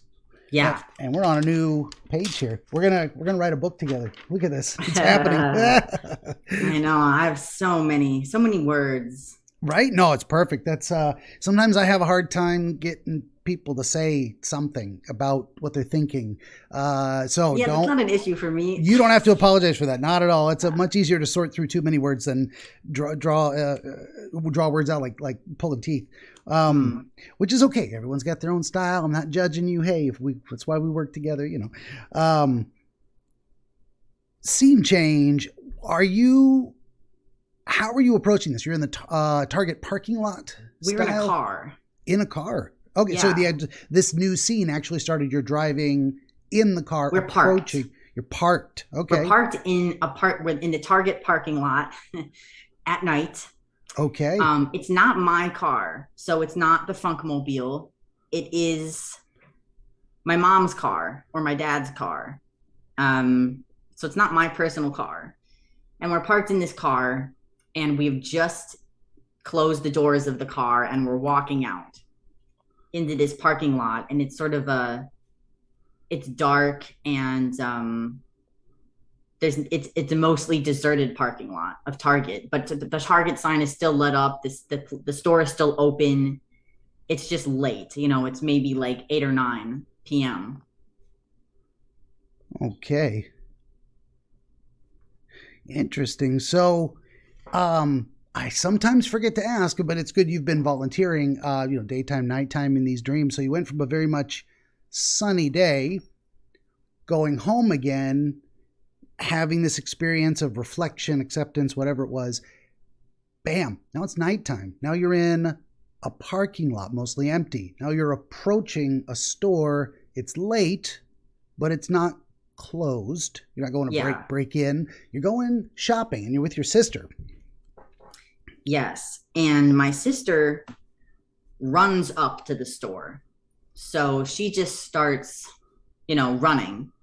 And I'm just walking because, God knows I never run. Not a word to you? No purpose expressed in the running? No sense of why? It seems like she wants to get there faster and possibly avoid something. Because I don't know why she's running. This is the thing. In the dream, I'm like, she obviously wants to get there faster. Why is she running? Like, she wants to get there as soon as possible. But also, maybe she's avoiding something. Because what are the two reasons you run? To get somewhere faster or to get away from something. Yeah. So to get towards something or get away from something. So I'm like, I don't know. And I said, maybe it's going to rain. Because I think it might have been like a wet parking lot, or it might have started to rain. Or I might have just sensed like, oh, is it going to rain? Or like, why is she running? Maybe it's going to rain. Maybe that's why. Because why do people run to a store from their car? Yeah. Because, really practically it's because it's raining. That's a reason. So I didn't know though. Because I had just exited the car and was just watching her run. Yeah. And then there was a female security guard who stopped her. And she didn't tackle her or anything. She just said you can't do that. And she said it's illegal to do what she was doing. So basically it's illegal for her to run in that parking lot. And I was just really confused because I was like, why would that be illegal? Why would it be illegal to run? Why would it be illegal to run up to the store? We're not doing anything. We haven't done anything illegal. We're not doing anything wrong. Why is it illegal to run up? We just want to go in the store, Mm-hmm. By the way, can I just take a quick break? taken my phone. I shouldn't have taken my phone. I was posting on Twitter. Dude, it is an addiction. Speaking of Josh, I just responded to him. He was talking about male flight attendants, and he typed male fight attendants because he was being critical of their bitchiness. And of course, probably a dozen people pointed it out before me. I was like, Freudian typo, lol. Yeah. And we got that breakdown at, let's say, 2:07. 30-ish. Okay, good deal. Well, I feel like I've broken my train of thought. Of course I did. But we're back, and I'm going to cut that all out. Where were we? Okay, your sister and the parking lot and running. And you tried to kind of insert your own understanding of why she was running. You assumed there would be a purpose to it, and the purpose that occurred to you was rain. Is there something about your sister running to avoid being rained on that inspires any thoughts?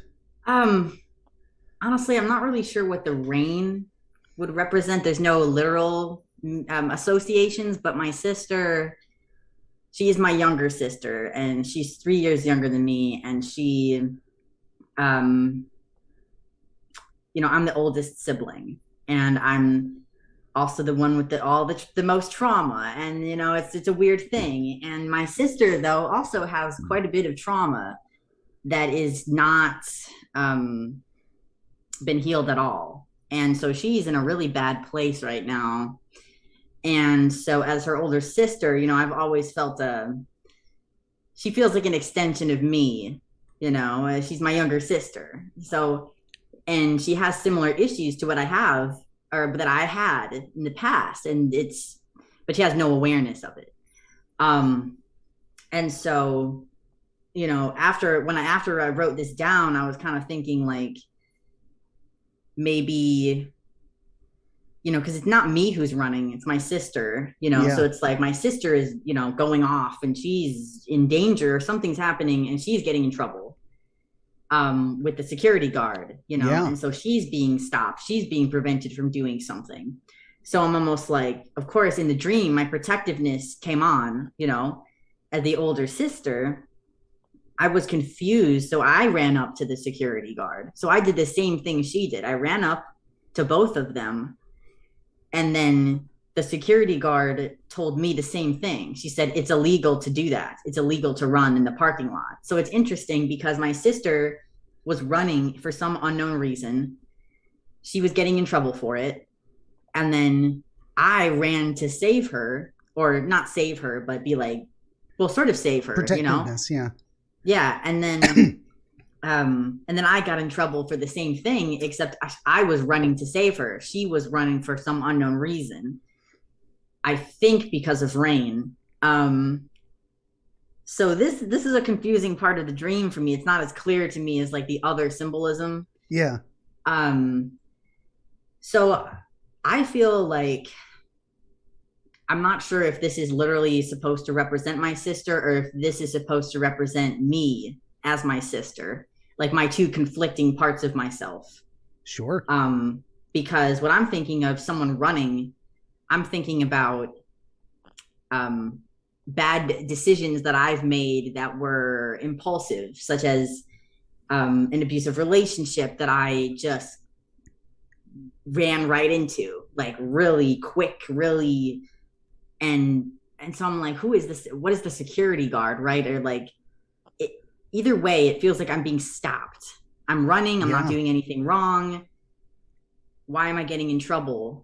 I'm just trying to go into this store, but like I'm being prevented. It's illegal. It's not just like, oh, you shouldn't do that. Like it's a warning. It's like, it is illegal.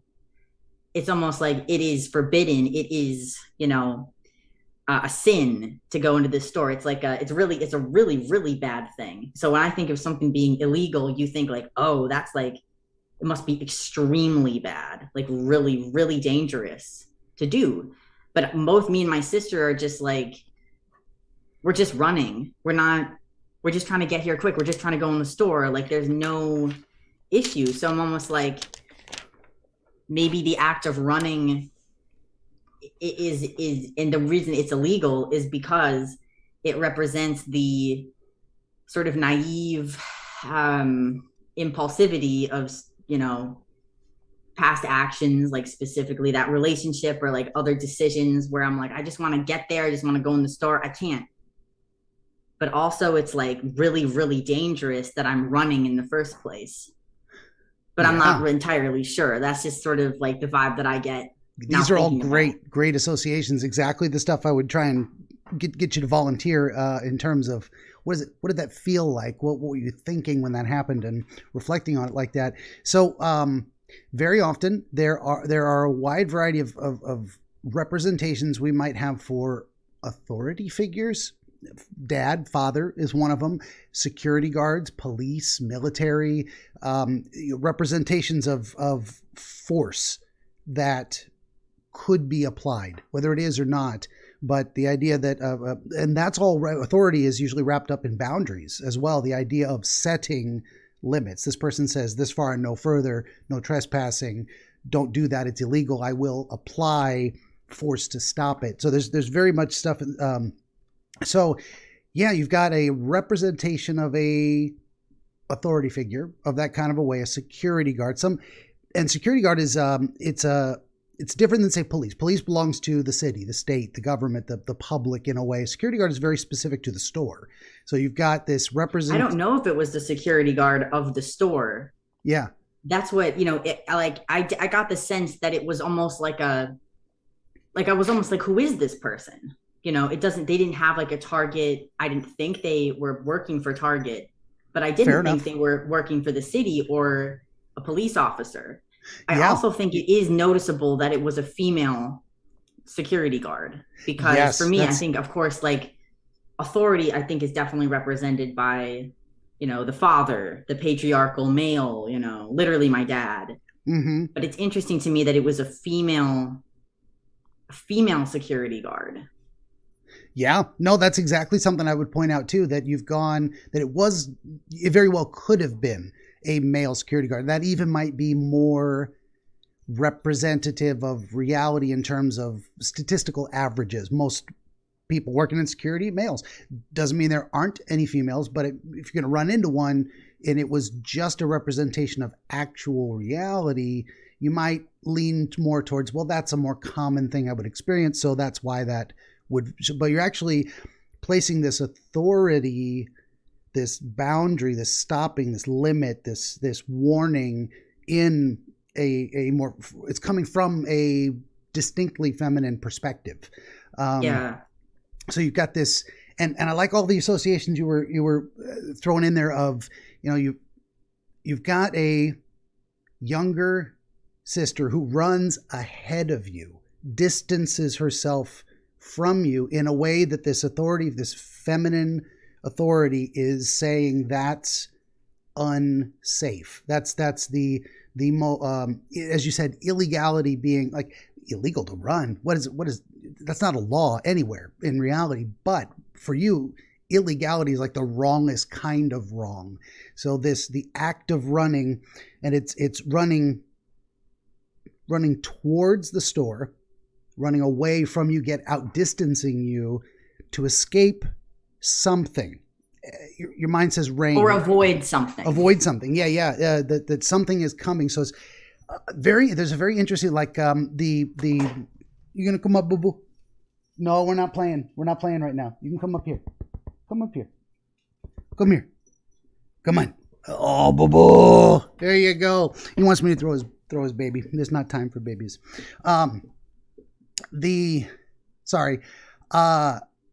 There's something encapsulated in this idea of running from something. That thing, perhaps, that she's running from or the act of running from it is putting her in danger. And this authority figure is saying, boundary, don't run for that reason. Don't run like that.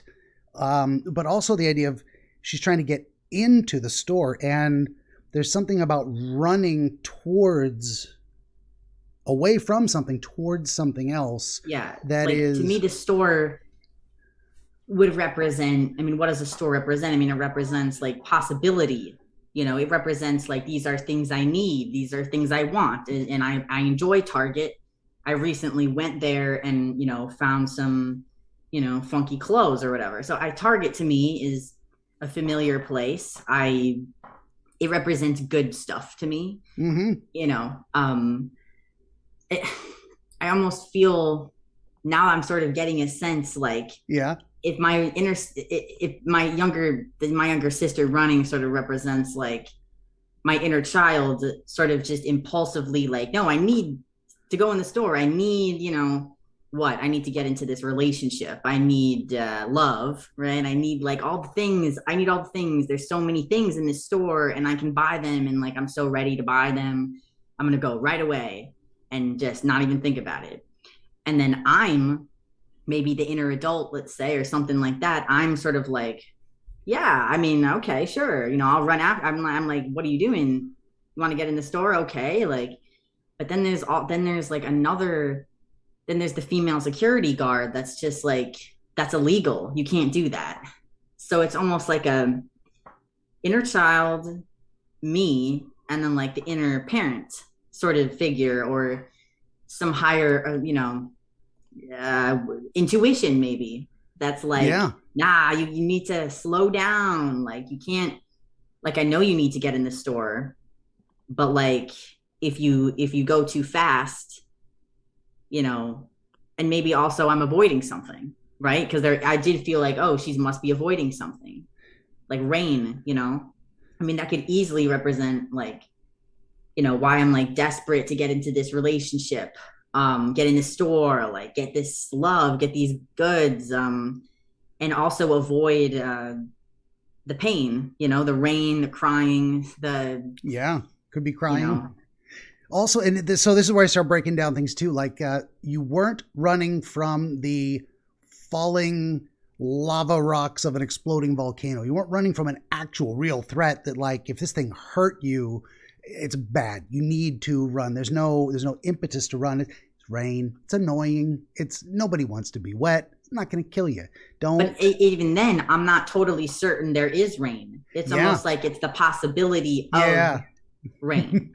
For sure. And now I don't usually go to explicitly Freudian places, but the id, ego, and superego popped into my head as all three characters, you, your sister, and the id, maybe the little sister. I want to avoid unpleasant things that aren't going to kill me, and I want to get to the things I want as fast as possible to get that impulsive drives and urges. And you got the superego, the security guard saying, you're doing this wrong. Don't do it this way. And you're kind of the ego trapped in the middle going, well, I want to defend my urges, my drive, my desire to run and acquire. But you're also looking at the security guard going, you don't understand why they're putting that limit there. You maybe haven't quite grasped it yet, but you're getting this impression that the limit exists and that some kind of authority is telling you. And then you have to kind of judge for yourself.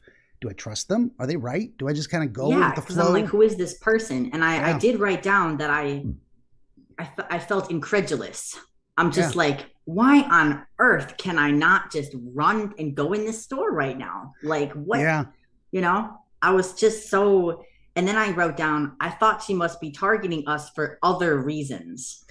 Yeah. I was like, this isn't just, I should be able to go into the store. I should be able to have this relationship or whatever, And, I definitely there made must be some other reason. Like, she has some nefarious reason for I'm being targeted, I'm being punished, or like,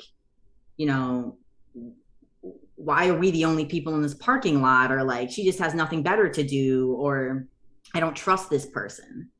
Yeah. I mean, that could definitely represent like the person that the abusive person in the relationship, that I felt like I wanted to just desperately get to this person and get them to let me in. Right.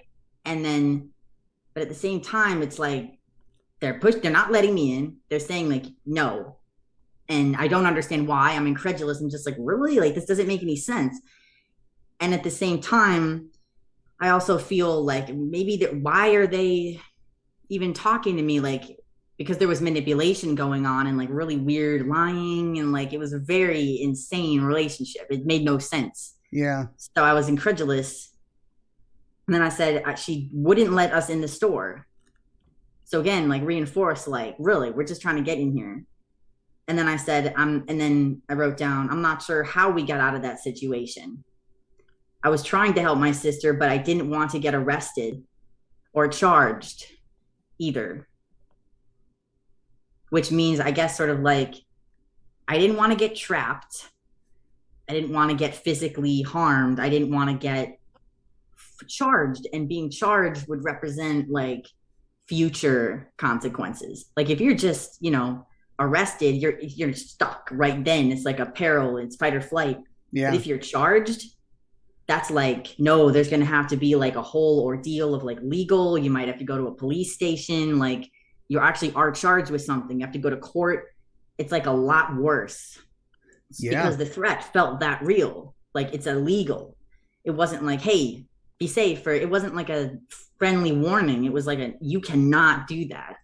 And the consequences will be disastrous for you if you do that. And you never did get let into the store? You actually, that was the end of the scene. Okay. Yeah.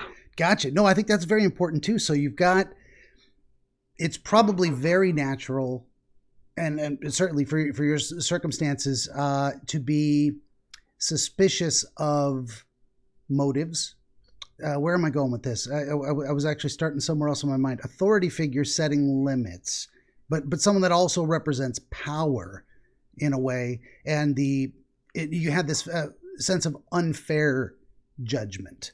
Like this is not even something. How could this possibly? You're incredulous. How could it possibly be illegal to run across parking lot? That doesn't make any sense. So there's this suspicion on top of that you're being unfairly judged in a way that I had a better way of expressing it. It's an abuse of power situation, which you've experienced before. Someone keeping you out of a place you want to be. If we imagine it to be a representation of unfair judgment from an exterior source and an abuse of power, then it's an expression of frustration in being unfairly judged in a manner that keeps you away from something desirable that might actually be good for you. Flip side, if we look at it from that more superego side, it might be a representation of yourself saying you're coming to this place in the wrong way. I'm not going to let myself in there under these conditions, even if I don't understand it, even if I don't know why and then there's, if we go on that side of things, there's a possibility of fearing your own self-judgment in a way of like, feeling maybe you're imposing unfair limits on yourself. Are you denying yourself something unfairly? Or am I like guilty? Am I actually guilty? And then my ego is just like, no, like becomes defensive. I'm just trying to get in the store. Like I'm not, but then I really know like the security guard. I mean, she doesn't tell me though. Mm-hmm. She never gives an explanation. She's just like, no, you just can't. And so I'm just kind of like, why doesn't this person love me? Well, they just don't. Well, why not though? Or like, and then it's like, no, that's just not good. You can't do that. I'm just like, well, that's not fair, but like, I guess not. I mean, what am I going to do? Like, I don't want to get arrested in real life, I already have been arrested and charged, Yeah. But, I don't know. I think both of those things could be accurate. I do tend to kind of lean a little more towards the setting yourself limits as if you were someone else guiding yourself. That's a really complicated way to say it, but the idea of self-denial for your own good leans and the idea that there's this acknowledgement that if I violate this and go for what I really want anyway and consequences be damned, there will be consequences. It's like the security guard's kind of saying, you can't do this. I'm not going to allow it for your own good. And it's really yourself saying, there's a reason you can't go in the store. You don't have to admit it to yourself, but you know that you're going to be that the consequences, when you say charged, you said, consequences, but I also thought accusation. There's I charge you with that. You get charged with something, with doing something wrong. It's an accusation. It's a finger pointing, that accusations and consequences will attend violating this boundary. So we don't have to understand it any further than that, but just that idea seems, and then you were never allowed in. So you didn't find a way to sneak around back. You didn't say, well, I'm going to do it anyway. The thing is, I think there was a moment because we had both run up very close to the entrance and the security guard had stopped us. And so I'm standing there very incredulous. I'm just looking at the entrance. There's like these bright lights. I know, I can sense there's like something I want in there that I need. And I'm sitting there and I'm just kind of like, am I going to be able to get in this store? Like, what if I just walked into the store? Like, could I do that? But I'm afraid to even move. I'm afraid to take any step. And I tell my sister, and my sister's not moving. Both of us are just like, I don't know. So we don't ever end up attempting to even go in the store, but we're very close. So, but I do sort of consciously think in that moment, like, so what if I did just go in there, but I choose not to take any action on it because I know I fear the consequences. Yeah. And this is tough, and it may be vague on purpose. By that, I mean, you may be undecided in your mind how to make sense of this situation. So it may be a pure 50-50 dichotomy between you don't know whether to trust this security guard is looking out for you, and you shouldn't, honestly, for your own sake, have what's in there, or whether you are being unfairly denied something. It almost seems a representation of that conflict in your own mind of, sometimes I don't know if I'm making the right decision by choosing to do something or not to do it. Are my reasons good? Are my reasons good? But also the way that I was doing it, because she never said, you cannot go in that store. Yeah. Or you can't have that. She just said, like, you cannot run in this parking lot. Yeah. So it's more about the method of doing it. I think it is. I can't do it at all. But then I don't end up walking into the store. Mm-hmm. So because in real life, my dilemma is now kind of like, I really am waging this war of being like, I need to protect myself at all costs, and I really need to guard myself. I'm very guarded now. I don't trust anybody, including myself, which is an issue because, like, I need to trust myself. But I'm afraid to take any action because I'm just like, but I'm afraid to take any inaction. And there's a store, I desperately want to go into this store so badly. And I know that I don't feel, what would happen if I just walked to the store? Like, would they still let me in, or what would happen? I don't know. Yeah. But I'm almost like, I've just been called out by the security guard that's like, hey, like, stop. So I'm like, all right, that's all I know right now. And then that scene ends, Yeah, that was, and again, in the connected series, and we're kind of getting there as well. It's like, it was the experience in your childhood bedroom and this self-acceptance that then now you're looking at your decision-making process and whether you can trust yourself to make good decisions, whether you're being unfairly prevented by external forces or by yourself, or whether you're getting a better filter on what is good for you. And to just even examining the question of confidence in your own decision-making process, and whether or not you know what's good for you in that sense. Sometimes we don't get an answer. Well, yes or no. It's just, I have an open question. This is what it looks like. That kind of seems what this scene is almost meant to be, intentionally vague in a sense.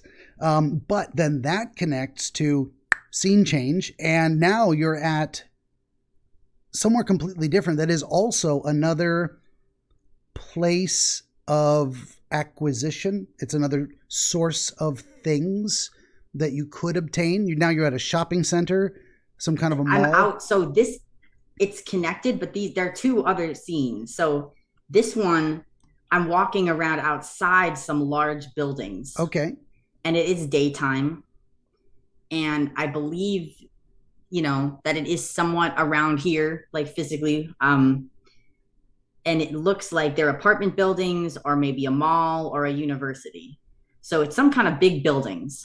And I think that it's a mall, but it looks like a university. So maybe that's just my mind taking different buildings that I've seen, like the buildings at my school, for example. But Sure. I think it is a mall, and it feels like it's Disney World. Like it's warm. However, it's cloudy and gray. The skies are gray, cloudy. It's not sunny, but it is really warm, and there's like palm trees, and I'm just outside of that, and I'm walking around in a parking lot. Wow, so another parking lot, I guess. And interesting. A parking lot is a very liminal space. It is. Yeah. So the transition between travel and arrival is right there.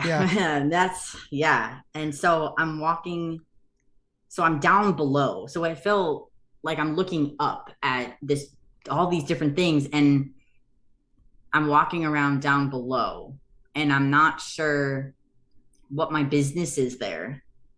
And that's all I can remember of that part.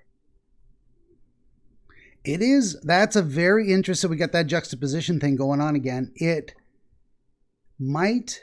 So it's definitely it's in the daytime, but it's a specific kind of day. So the last scene, that all took place in the dark, and the dark is its own kind of thing. We didn't really talk about that in terms of dark can often be a representation of that uncertainty. It is not lit well by the bright light of day, so I can see clearly what's going on. This place is a little more clear, but it's a different kind of clear. It's this warm, comfortable, cloudy, not too bright, well, gray overcast, so it's not quite a blue sky and whatever that represents to you. It's a more of a muted. I don't know. You mentioned that liminal transitionary place concept as well, and this almost feels like a connecting transition to another place. It's neither dark nor light. It's a mixture. It's not quite twilight. Right. It's warm. Yeah. So like to me, I really hate my climate. I want to move out of Wisconsin. I don't like the cold, and I don't like the gray skies. So to me, somewhere warm, especially obviously tropical, palm trees, like that's where I want to be, right? Mm-hmm. So to me, somewhere that has really gray skies and looming like buildings that are like, industrial, I guess, like concrete and urban, but then also really, really warm, temperate with palm trees. So that is a real juxtaposition of something that makes me very uncomfortable and then I think is ugly and I don't like, and something that's really I love, like the warmth and the palm trees. Yeah. And again, it felt like Disney World.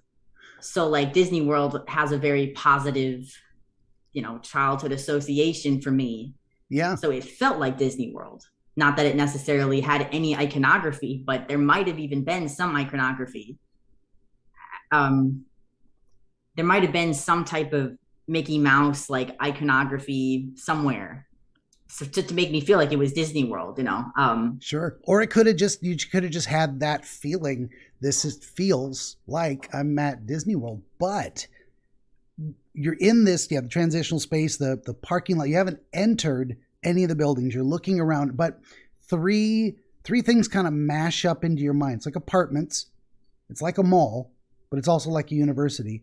And maybe these were distinct structures, or maybe they all blended together, or maybe it was one structure and you got all three feelings from it. Apartment's very interesting. It's so it's living spaces, multiple together. It wasn't a farmhouse with a single family. It wasn't, a tiki hut on the beach. It's this living together in close proximity with a mall, and a mall is a variety of options for acquisition of different things all in one place, and a university, which is knowledge or understanding, or that kind of academic inquiry, all kinds of. I should be asking you these associations, but I like throwing them out there to highlight. You've got this blending of all three at the same time: a place to live that has a a bunch of stuff you might need and interesting things to learn. Does anything come to mind looking at all three of those blended together? I mean, definitely it's the facade of my own apartment building, which to me is very ugly, very boring, very gross. So every time I drive past it, I'm like, so it's home, but it's gray. It's like, there's also sort of only when I get inside this space does it feel like this is me. The rest of it is like, this is some uniform, industrial, other people. This is not me. Okay. The university has a more welcoming sort of feel. Like the buildings, they're older. Like at my university, there's a lot of older buildings. So there's more colors. There's a little bit more ornamental. And then it's not this uniform industrial gray. It's more like they're tall, but they're more interesting. And so for me, it does represent like a scholarly tradition, wisdom being passed down, a place of learning, a place of growth. The buildings represent that. And then the mall is sort of like a shopping center. It's a mall. A mall represents a gathering place, a bunch of different options. I was going to say social experiences popped into my head. Yeah. Do you have strong associations with malls as a place you hung out and met Not people? really. No. Okay. Mostly when I've gone to malls, I've been alone. I look at malls as it's a happening place. There's energy. There is excitement. There is that feeling of, might I, find something? Might I, I get a haircut at the mall?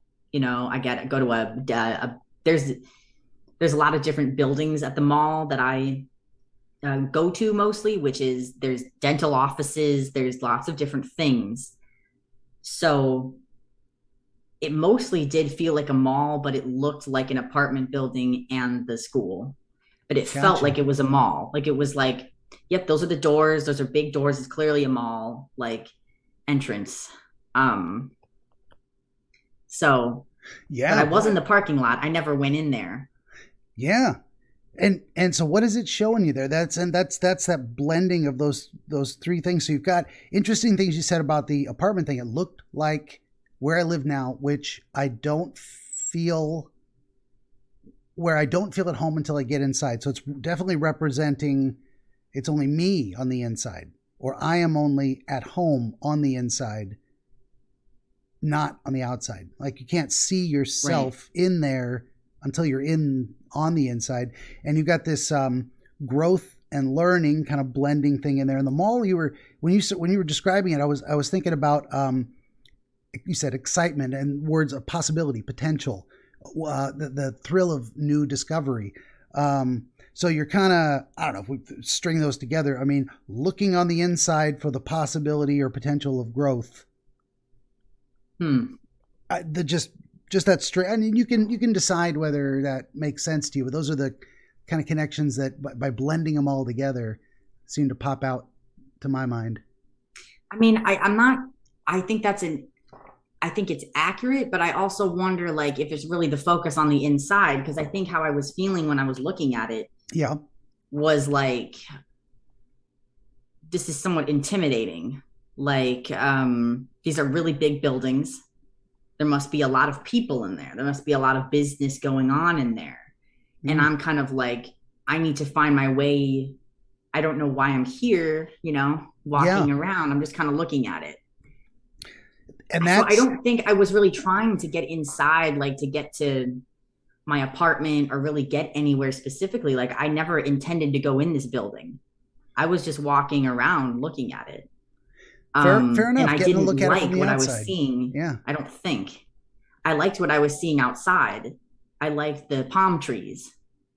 I almost felt a little cynical because I was just looking at the architecture, looking at this like gray or like looking at the gray sky and then feeling like this is very uniform. This is very... I just remember feeling a distaste for it, Yeah. or feeling like uncomfortable, because I felt a lot more comfortable outside. Like, it was really nice out. It was warm, and I was like, yeah, I'm chilling out here. I don't know. There's missing information too. I can't remember this part of the dream. Yeah. Maybe Very it didn't well. stick with you. So, but I think that is significant that it's, I mean, what am I trying to say? The idea of Disney World, it's a happy place, a place of excitement and fun. It's a place where you would go to have a good time on a nice day, but it doesn't look like it. It looks like something else. It looks like maybe intimidating, and you're uncertain why you're there. You're not even sure really what you're looking for. Why am I here?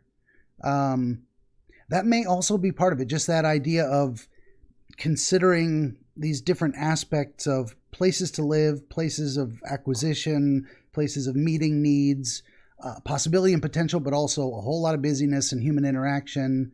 There's a lot of kind of jumbled up imagery in there, kind of leading you to, just to say, well, I'm just going to, until I make a decision, I'm just going to stay outside. I'm not going in there until I know why, until I know what I'm looking for. That might be the purpose of that. You're uncertain. Why am I even here? What am I looking at? What is this thing? That might be what you wanted to consider at that moment. Just those kind of blending of images. It might make sense in just a little bit as we get towards the last. Right, because I think I do end up going inside it. You do eventually? Yes. But it's a different scene, and there's no transition from like walking in or anything. But I kind of jump into the last scene when I'm in this amazing store. This part of the dream is, to me, the most interesting, because this part I'm like, this is pretty wacky, there's a lot going on in this part, and this is the climax of the dream. So yeah. So and that may be the purpose actually of, first you have to look at what you're looking at, observe it, then ask yourself, what am I doing with this thing? So that might have been a completely transitional scene to say, okay, imagine you're approaching these ideas and you don't know what to do. Now you're in the store thinking about, what am I here for? Why am I engaged in this process? Why was I looking at that thing in the first place? What does it mean to me? Maybe. I don't want to say that's necessarily. Possibly. We're Yes. we're getting closer to that idea.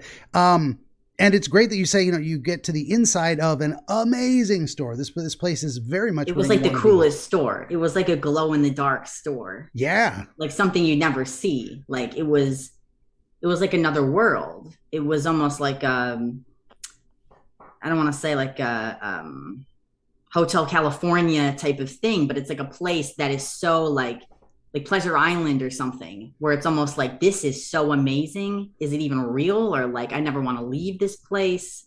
That's just how cool it was. Or like how happy I was to have found this store. I was outside the store looking at it. It's like gray walls, normal looking inside of a building. I don't see any other stores. I just see, but I know that I'm in a store. I know I'm in a mall. I know I'm in a department store that has like rugs and different things, like very bland. But then I see this store that's like glow in the dark, neon lights, very, very enticing. And all the shelves, so the lighting in the store was, it faded in and out. This is very trippy to me. It faded in and out. So because there were not every single thing for sale in the store was glow in the dark. So it's like you needed to have the light come on periodically, fade on to full brightness so that you could see. It was a slow light. Like it wasn't like a strobe light or flashing where it was like obnoxious. But it wasn't super slow. It was like a moderate. So it was a nice transition. It was just kind of like, yep, I can see this. Now I can see the glow in the dark stuff. Now I can see the normal stuff. And so it wasn't disorienting. Like it made sense. And then I looked at this specific shelf because everything was very overwhelming and very stimulating in a really positive way. It's that feeling of possibility where you're like, you walk into a store, all of these things are meant for me. Like this is my type of store, but but I can't spend So there was a feeling like I shouldn't spend too much money. I can't spend too much. Like I need to be selective. So maybe all of these things could do something for me. I like all of them or most of them, but I have to be really specific about what I choose. So I looked at this specific shelf that had all these different animals, glow in the dark figurines or like sculptures, not sculptures, but like figurines. They weren't toys, but they were, like ceramic statues. And they were all jungle animals. And of course, naturally, I have like a tropical jungle theme apartment. So I'm like, I want to get cool decor for my apartment. Like that's always the vibe. I'm always looking for, special, like I said sort of before, like sacred objects. Like sometimes an object will just call to me, like I'll go to Goodwill. I often go to Goodwill and it's just like, this is like a marketplace of goods, and I just find something that it's just like, this is meant for me. Like, this is part of me. This is clearly so me. It's like just synchronicity. I need this to go with my other things. Yeah. I love that. I love to go to treasure hunting at Goodwill. But so this was similar. So I looked at the shelf and there's all these variations of the same animals. So lions, leopards, and zebras. And they were all cool. Like they were all well made. They were all cool. But they were all different sizes, different poses, and different, painting styles. So some of them, they were all different. And so they were all good. So I really had to make a selection because I was like, I love all of them. I can't get all of these. I really only need one. So there's this weird thing where I was looking at leopards and zebras, but at some point it molded into one object that I ended up taking only one figure. And it was sort of like it felt like a zebra and like a leopard. And so the zebra, like I could see its, stripes, very, well painted, ornate. And then the leopard was in a sort of, I think like a crouching position. And again, well made, and I was so happy. It was just so joyous to look at all these different things. But at some point I picked one and it was like a zebra and a leopard, like the energy of both combined together, but it wasn't either of them. And it called to me. And so I took that and I'm carrying it around the store, looking at the different shelves, seeing, there's probably like lava lamps, like, glow in the dark signs, and some things I'd never seen before, like just kind of weird sciencey type experiments. Like it was a very avant-garde store to me. It was like, I'd never seen this before.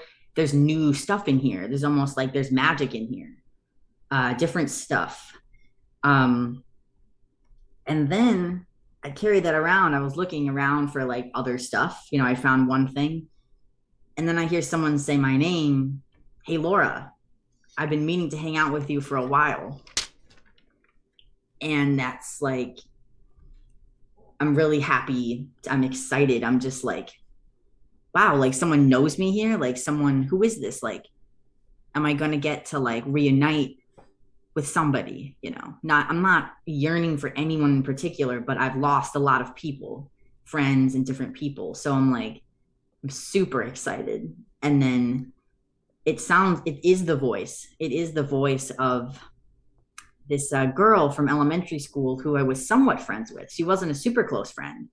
And this is a person that I've not thought about or seen. There's no reference or relevance at all to anything that I can think of. So it's a very random person, but I do know this person from elementary school.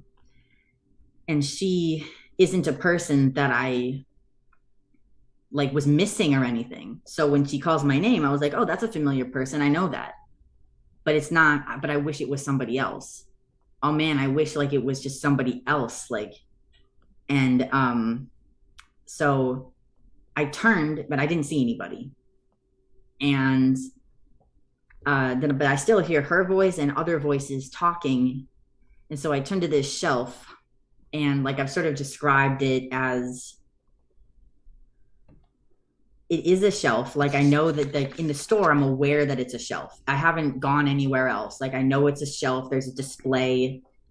It is like part of the store, but it's not like a normal shelf. It looks like apartment windows, shutters, and you open them, and then there might be a person in there or something, or like it just, reminds me of an advent calendar.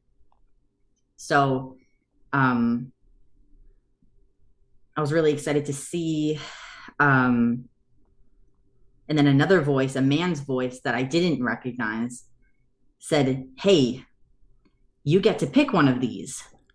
It was almost like it was some kind of like thing for the store, but like it was a voice coming from inside the display itself. It's like, you get to pick one of these, like you get a free thing, and I was like, oh, that's cool.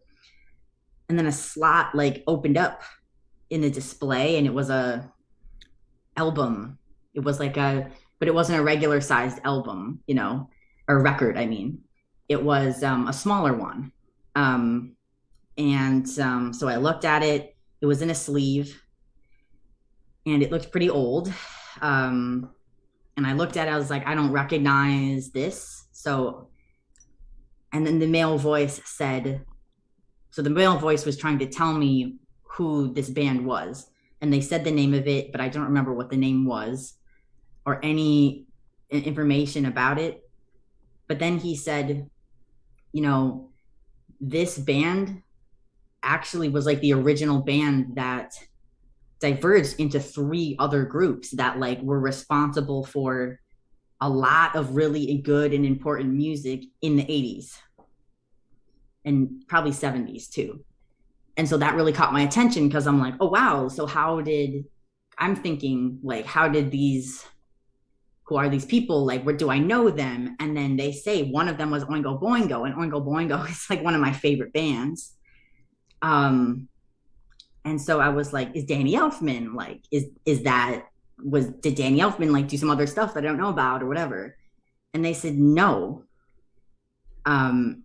And then I think they named someone else, but I didn't know who it was. It was no name that I recognized, no musician that I knew. And so I thought that was cool. I was like, okay, that's cool. Like, this album must be really, it must have inspired. And I really am into like discovering, like hearing an original version of a song that was then made like a huge hit or whatever. So I'm like, sure, I'm totally into that, getting like a free thing. But what am I going to do with this? Because I don't have a record player. I don't have any record player way of, listening to this. And then the voice, and I was kind of thinking this or saying this to myself, just standing there looking at it. And then the voices were talking amongst themselves, and they were kind of ignoring me. They just they didn't say anything else. They just sort of, it was like they knew something I didn't know, or they were talking about me behind my back or something. And I wanted to know who they were, and I wanted to be included in their conversation. And then I kind of was standing there, and I'm like, well, okay, I guess that's it then. And then I had placed my statue down on the shelf. And then I was like, oh, I better take this. So I picked it up, and then I turned to walk away. And then I think I woke up after that. Okay. Yeah. I'm glad you helped refresh that, because I got a lot of notes here, but I wrote them so fast last time. I was able to get a little more in-depth details on that one. So yeah, another 2 full pages of that stuff. So you're inside, and it's a very amazing store. It's a very attractive space, like the sensation of like the coolest thing I've ever seen. And that's very imaginative. The idea of the dimming light on a slow, gentle progression of light and dark, not strobing, not harsh, but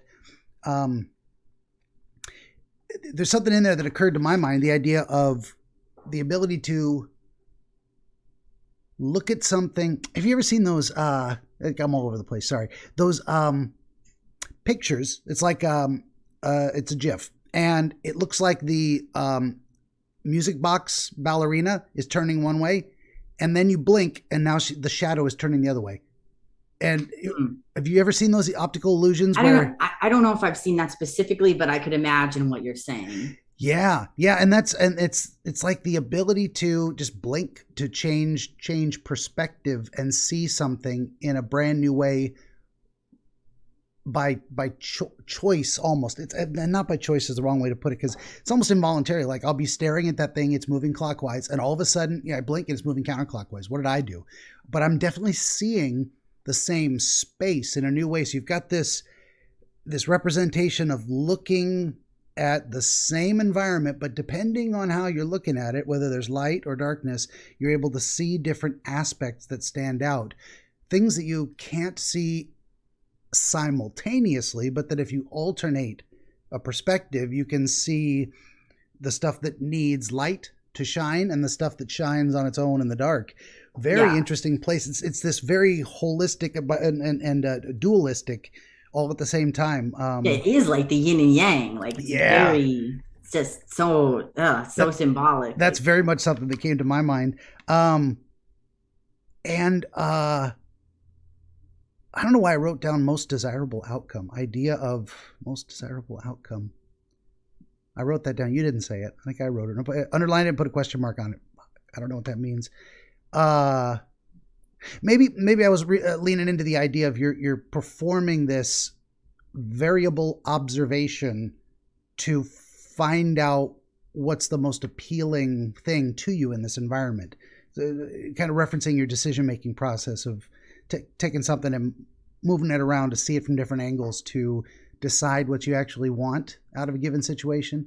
I don't know if is that leaning into anything that resonates? I mean, I think so. I mean, I think that's it. It's sort of impossible to ignore if you're thinking about something like literally revelation, revealing something and hiding something, revealing something and hiding something. But I think it is important that I love that. Like I was like, this is the coolest thing ever. I didn't mind. The thing is, I think I maybe did mind a little bit. So the lights, they weren't irritating my eyes or anything. Like I could see, but I didn't like that they were fading out. I was just like, I sort of just wish it was all dark. I wish it was all, I feel like that sort of harkens back to what I was saying before about how I don't like that. Sometimes I just want to be all nihilistic. I don't like how it's like fade in and out between these different, light and dark, or like good and evil, or like life and death, really. So I was kind of like a little annoyed because I was just like, who are these lights for? Like, I don't need them. I want to look at the glow in the dark stuff. Like, I'm not interested so much in the other objects.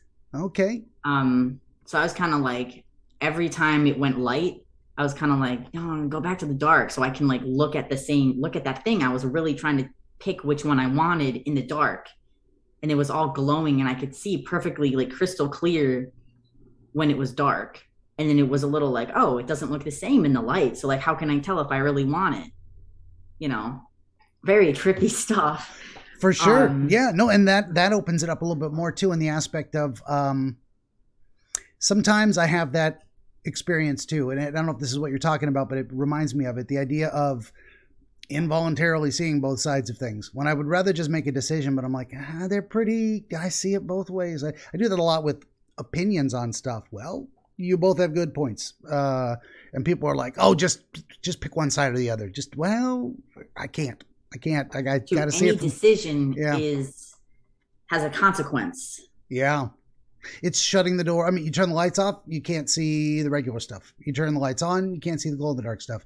Sometimes that's just a representation itself of no matter what you do, there's going to be a result, and it's going to, you turn left, you don't turn right. No matter what you do, it's, do you remember getting to the shelf with the animals and looking at them? Did the light continue to flicker, or did it stabilize? Were they glowing? Yeah, it continued to flicker. That's why I was annoyed, because I was like, every time it would come back on, I was kind of like, I could see more stuff. It was like there was distractions, because I was like, oh, the lights are off. I'm focusing very, very close up on these figures, and it's all I see. Then the lights come back on. I notice the wood of the shelf. I notice other shelves, and I notice that I'm in an environment. I notice I'm in a department store. Yeah. I don't want to notice that I'm in a department store. It's like it brings me back too much into I guess the mundane, or like Yeah. the mundane of reality. And I'm like, no, I really just want to focus on the close-up detail of these beautiful works of art, really. Yeah. Yeah, no, I think that's a powerful representation too. The idea of, well, it's almost it's almost a night and day cycle in a way. Daylight, dark, and the world looks different in dark. I like being around in the dark. I like my sunshine too, but I actually personally prefer like warm, overcast days. Not too bright, doesn't hurt my eyes, but it's daylight and it's warm and it's nice. And the idea that there is this kind of involuntary cycle that forces you to look at things from a different perspective, or the things that you really want to do, you're going to have to not be able to do that occasionally because the mundane, the necessities of life, external forces continue. But it wasn't like forceful or flickering or fast. It wasn't strobe, as you say. It was more of a gentle, like, this is just how it is. It comes and it goes. And it's almost like, I had a thought. It's almost like I don't want to be caught up in the mundane. It's almost like the mundane exists, really the yin yang again, like the mundane exists even within the coolest thing in the world. The coolest store in the world. There's still this like sort of yellowish, whitish, very bright, like revelation of this department store. The fact that it is just, a place of business. There are other people. It's not like sort of like reality and then my own fantasy, my idealistic like fantasy of just this one thing, and that's all that exists, and it's simplified, even within that space. I can't avoid the reality, kind of seeping in there. Yeah, the rhythmic, inevitable intrusion of reality back into the fantastic spaces. Yeah, it's going to keep happening. Rhythmic reality intrusion. Yeah. Right? We're writing a whole new lexicon here. But very cool. You're attracted to the shelf that has animal figurines. Representations of animal, and you said, and this is what I most wanted to talk to you about, because the figurine is like one of the biggest motifs of dreams that I have. I have so many dreams where it is me picking out figurines in a store, and like I'm really into my knickknacks. Obviously, I love animals. I used to collect like ceramic little figurines, like of all different species, like antique ones. I love figurines. And as a child, that's one of my favorite toys were like small, like medium-sized animals. And I had like hundreds and hundreds of them. So like when I go to a store and I see like figurines, I'm just like, these are like my friends. Yeah. So I had so many dreams picking out figurines in a store and being like, I am so happy I found this figurine today. This like just makes my day, the fact that I have this new like friend, or like, but a lot of time, and so it's just such a common motif in my dreams, and I've always just been like, that's interesting. So it popped up in this dream. Yeah. And I was like, I wonder what you think about that. Yeah, well, that can mean a lot of things. But that is very interesting that it's a long-term reoccurring theme, and that it does connect to real life. You've always had a fascination with small collectibles. They inspire a certain feeling in you, a happiness, there's a joy to it, an attraction to those things, miniature representations. What did you do with them at home? Do you enjoy putting them on a shelf and looking at them? Yeah. In my childhood rooms, I had tons of shelves. Like my dad custom built like a ton of shelves just so I could put my junk, my knickknacks on it, but they were really arranged, and all the animal figurines they were all out on display. And then when I moved here, I I just have way too much. I mean, I got rid of a lot of stuff because again, it was like that childhood stuff that I was like, this is like a bit regressed. Like I don't even want this. Yeah. And then, so I don't actually have any of like the little figurines up, but you can still see I have sort of my,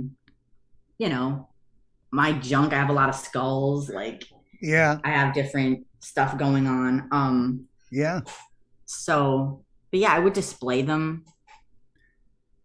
Yeah. And in a narrative sort of way. Like I really am into like aesthetic, like anything. So I'm just like, I love displaying my, put all the, would this animal be like friends with this one, or like where would they be placed on the shelf? Like having a like balance of like color and species and just this whole thing. Oh yeah. So definitely. Well, there's a whole psychology wrapped up with aesthetic and art. And I think it all starts with the idea that bare walls are just boring and empty. And so we like to... I hate empty white walls. I cannot stand... I'm getting art. I haven't put it all up yet. I really can't stand looking at blank white walls. It feels like I'm in an asylum. Fair enough. Yeah.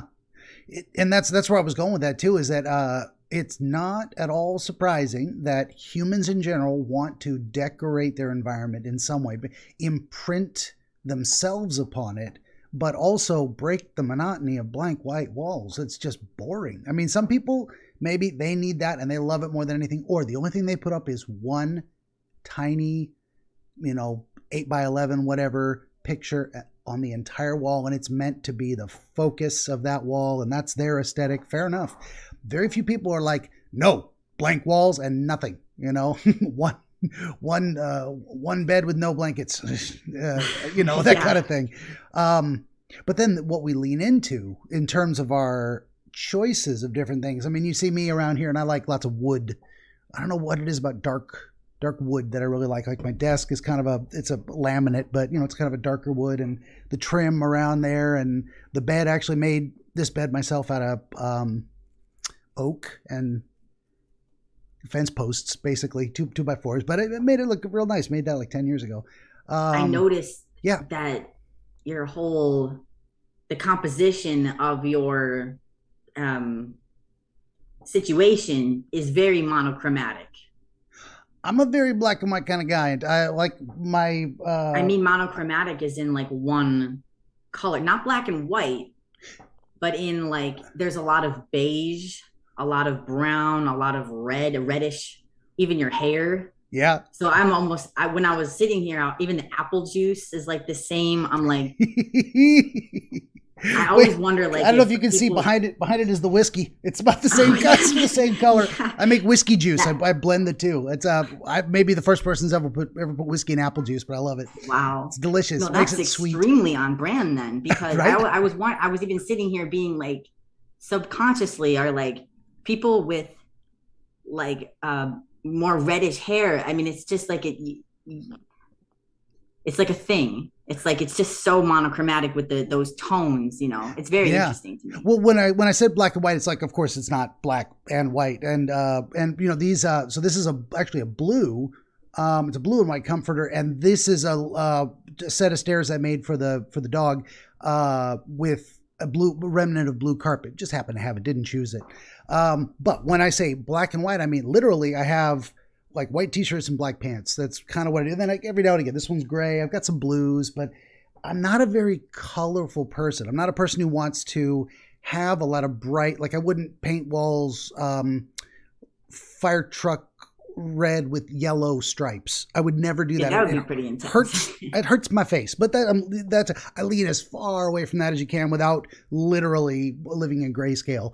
But I do like that very simplistic. I think I get overwhelmed with too much clutter, and it can be visual clutter of items, or too much noise. So I like very simplistic things. I definitely like the. I'm more of a definitely more of a Radagast the Brown with the birds perching on his head. Yes, that's it's very earthy. That's kind of my Earth Wizard thing. Is So I'm leaning into. Well, all of this, talking about the basic concept of aesthetics and getting around to, I've I struggle with the idea of collectibles. Once upon a time, I had a bookshelf, and every book I'd ever read was on that shelf going back 20 years. And then I moved, and I'm like, I don't need bookshelves anymore. I had recently watched Fight Club, and the things you own end up owning you. Every time I move, I got boxes full of books. I've read all these books. What am I keeping them for? Why do I have a display? And then I regretted it. Why would I give away books? But at the time, it seemed like something I needed to do. So I struggle with the idea of understanding collectibles at all. Figurines on a shelf. Last thing I would ever do is figurines on a shelf. Nothing wrong with it. Nothing right about it. It is what makes you happy. So all that to say, I don't know what you would probably have to help me understand what it is that makes you happy about figurines in order to see if there's a trend in there. And if that trend specifically relates to this dream and this figurine. Animals in general, you said, have been a figurine trend for you. Yeah. I mean, I guess I think it might go back to childhood, is just when I was a child. I mean, my mom told me that my grandma said that she has like 12 kids. So she has like 1 million grandkids. Oh, wow. Yeah. Yeah. And I'm one of them. And so she was like, Laura, I've never seen a child be able to entertain themselves alone so well. Like, of all of these kids and grandkids and great grandkids. No, I do resonate with that. Yeah. That was me with my Legos and my building blocks and my Ninja Turtles. I would just play with them all off by myself quietly for hours. Yeah. Yeah. So like, that's what I would do. But I had a lot of dogs. I had like hundreds of dogs, horses, dragons, jungle animals, lions. Those are all my favorites.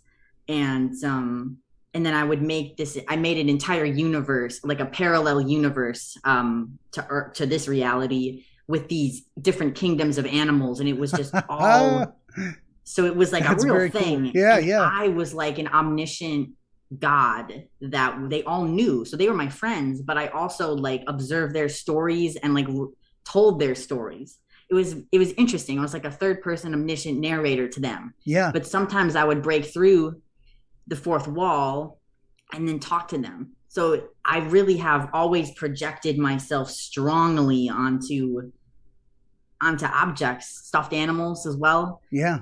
Just, I think because I've never really been able to get along too well with like other people or like connect. So I've always had to like project many different myself onto all these objects, and really bring them to life.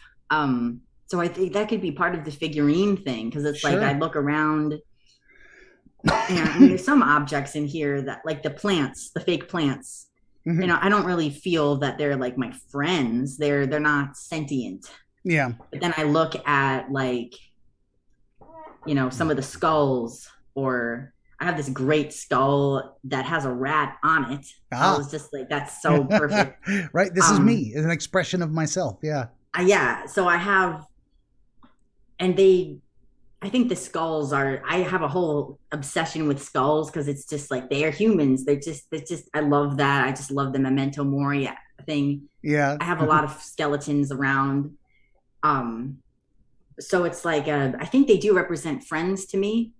Yeah. They represent safe friends, because I've always felt that animals were, and I still do, like the rats. I'm just like, this reminds me that love exists when nothing else does. So maybe that's part of it, because it usually, I mean, is it always an animal? Yeah, it usually is an animal, I guess, that I'm for a figurine. But just I do like to collect stuff, because I'm very, very nostalgic. So I'm very much like, like I'll save every ticket stub, everything, and I'll put it in a box called Laura's memory box, and photos and like just junk, like the first weed pipe I ever had. When it finally broke, his name was Phil Collins, by the way. So projecting.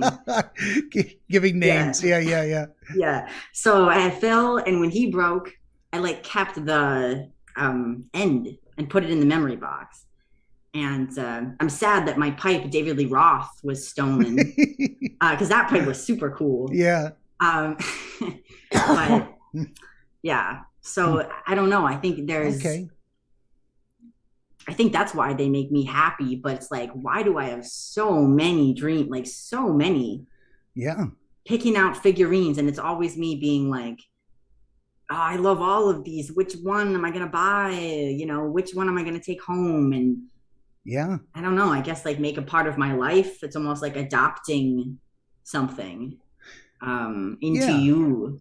There's definitely a psychology to collecting in general. There's something satisfying about finding new items that fit in a collection, to expand it, to complement it, to it's something I kind of have to understand abstractly because I don't the synchronicity experience it. Yeah, that too. I mean, even if you don't experience it about the collection, it could be about something else. Like a rug really it ties a room together, right? Like it's the synchronicity. And to me, even if that's just your opinion, man.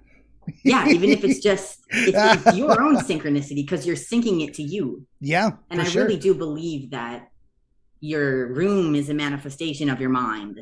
So like this, I really try to curate this to be, I mean, it is my mind, but also I'm very careful about what I would like display because it's like, that's me looking back at myself. Like, I don't want to look at something that's going to be negative, you know?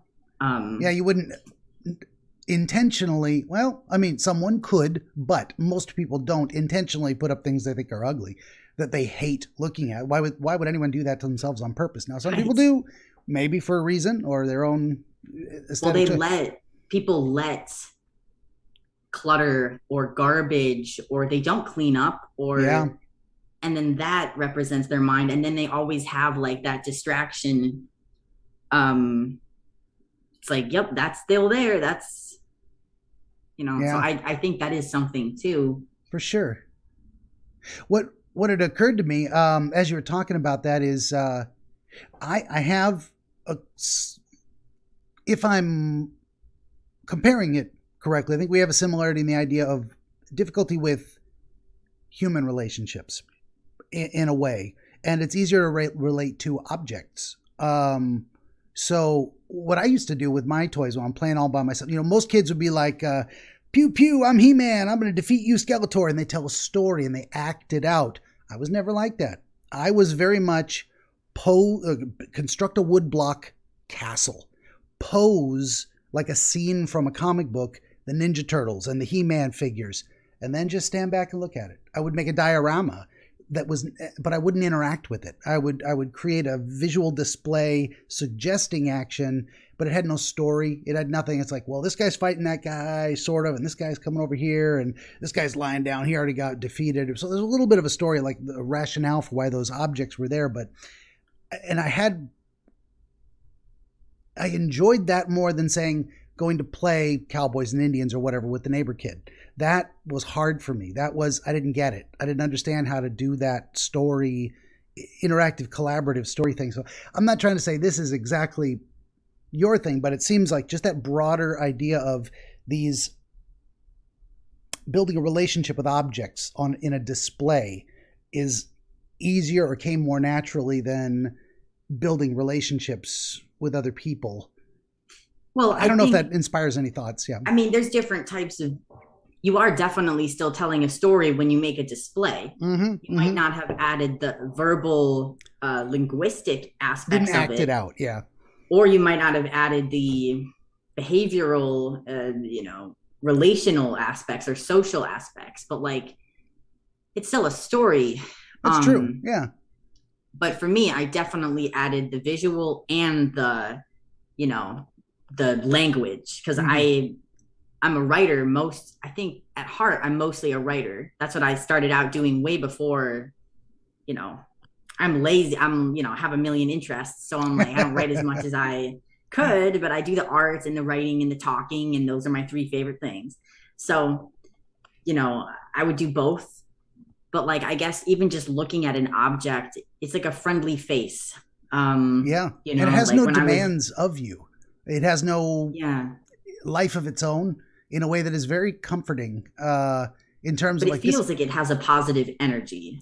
So yeah. It feels like it gives you life. I mean, like I would put up, tons in my childhood rooms. I would put up tons of posters.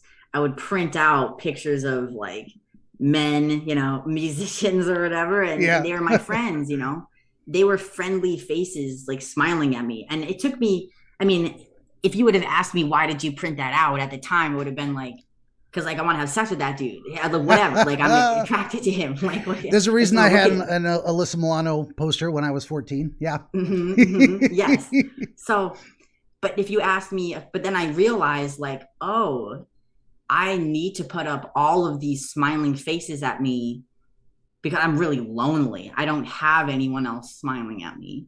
Gotcha. So now I've realized that with the skeletons, I'm just like, I don't like skeletons that are grimacing, for example. I never liked skulls and skeletons that are like, oh, I'm like a badass skull. I'm like evil, or like I'm like tough, or like I'm a motorcycle skull. Like, ugly. Like I don't like that. I don't like mean skulls. I like skulls that have like a goofy grin on their face, that are like happy. They're like, this is the absurdity of life and death, like, and I'm with you in the joke and that sort of thing. Yeah. So like, I feel like these objects, they represent sort of proof of, I don't know, goodness. It's like the rainbow. It's just like, this is, and the fact that it's also an animal, it has life, but it's an innocent life. And I'd like to think that a zebra would be my friend or whatever, I mean,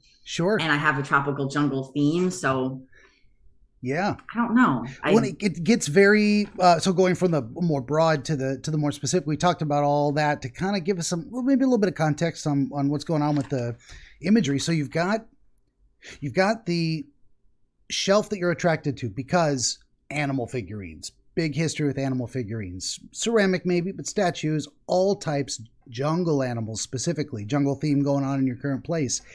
Still this kind of annoying fade in and fade out of the light that's not letting you only see the thing you're drawn to in the way you'd prefer to more stably observe it. And it has the feel of sacred objects, or the idea that you're looking for a sacred object, something that speaks to you in a specific way, gives you a certain feeling. And there are many variations on a lot of different types of precisely what you're looking for to choose from, in a way. It's not the best way to put it, but something. No, that's accurate. Fair enough. But it's only 3 types. It's lions, it's leopards, and it's zebras. Nothing else you remember seeing on the shelf? It was just those 3 types? Those are the ones that I was focused on. If there was something else, it didn't matter. Didn't see it. Okay. But fair enough. Those were the ones you were most attracted to. The ones you're like, oh, I'm having a hard time choosing from these.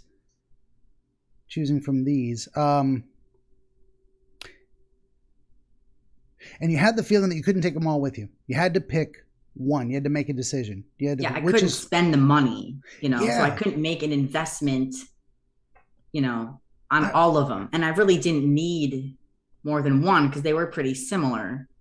Yeah, just trying to sort out the best one. I forgot to mention that too. That idea of spending wisely. We have limited resources in a number of ways. Limited time in the day. Limited ability to focus our attention, limited number of, we can have 10 close friends. You can't have 500 close friends. There just isn't time to interact with them all and maintain that closeness. We're very limited in those. So I use that as an example, not that this is all about relationships, although it could be. But the idea of spending wisely it's money, it's resources of any kind, and especially in our time and attention, and you can't learn all the things that is possible to learn in the world. You got to focus on, well, I'm going to learn this because that's what makes me feel the best, or what I seem to be most inspired by. So spending wisely. It's kind of that acknowledgement of limited resources and trying to make a good decision about what's gonna be the most sacred of these objects that are gonna fit best with your collection, the space you're trying to build and decorate, the aesthetic. But also, which one is crafted the best? Like, I was really looking at the artistry, like which one is the most beautiful, but also the most durable. Like, which one is going to stand up the sturdiest? Which one is going to what overall, like holistically, like appraising like every part of it, like which one is painted the most delicately, which one is, has the better build quality, like just everything about it, Yeah, really perfectionistic about it. Yeah, well, very much an in-depth review of if you can only have one, then you want to take your time with it, think it through, not waste your resources on a bad choice, spend wisely. And you're weighing a bunch of options. And it's interesting you said, the idea of aesthetically pleasing. It's got to look like something I want it to be. And among all these things, what's the one that looks right, but also most durable? I don't know why. Yeah, the idea of finding the right romantic relationship really just keeps zipping around my head. Yep, it zips around my head more than I'd like. So yeah, it's kind of relevant because there's hardly something more impactful than picking a partner that is the most not only durable, they're going to hang with me through difficult stuff, but the most aesthetically attractive, the one you want to enjoy waking up and looking at the person next to you every day if you can, for what it's worth. And you really only get to pick one. And you have a limited amount of resources, and you want it to, everyone has some aspects that are good, but is it really getting the most out of it? And then you're going to bring it into your life, like I said, kind of adopting it. It's now part of you. Yeah. And I've made a lot of really bad decisions about who I adopted into my heart, or whatever. Yeah. Really, really fatal decisions. So it's like, I have to be very careful. Really careful.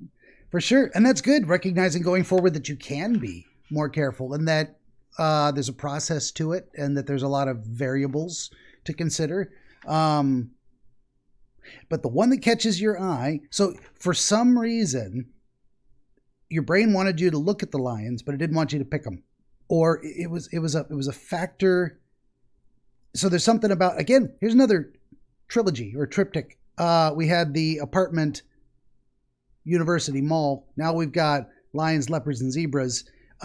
Each one of those, do they stand out to you in specific meanings? Lions being ferocious. No, they didn't stand out. I think it's more about the pattern. I really love patterns, and I really, really love leopard. I have a lot of leopard print and a lot of zebra print, and a lion is more monochromatic, right? It doesn't have those patterns. So I think that's why I was looking at the zebras and the leopards, because they have more going on, and I like a lot of spots and stripes. Yeah, I like a lot of stuff going on. But there's something about lions too that your brain wanted to include it, but not choose it. It needed to be considered, even if you weren't likely to go that direction with it.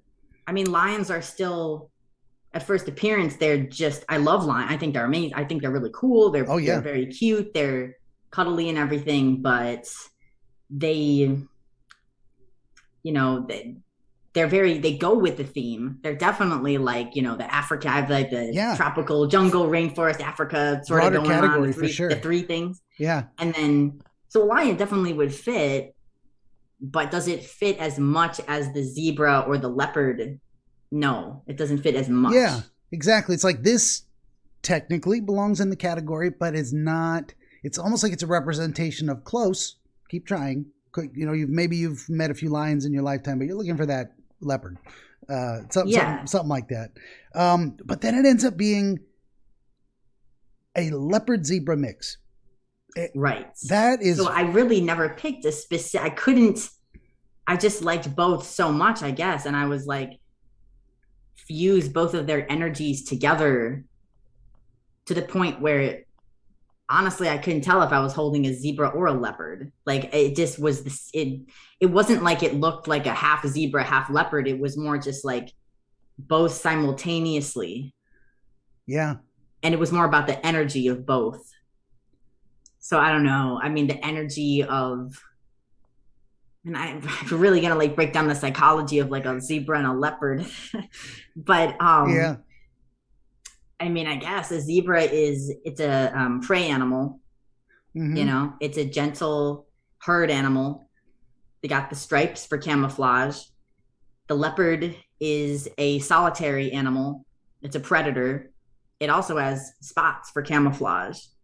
It's more of a lone figure. So I don't know what that represents, but it was a blend of both. So clearly I needed to be even more perfectionistic than either or. It was like, no, it must be this perfect amalgamation of both. Yeah. And your brain didn't say at that time, no, this is impossible. You have to do. So sometimes what we do is we don't finish making a decision. We just narrow it down to, say, 2 choices.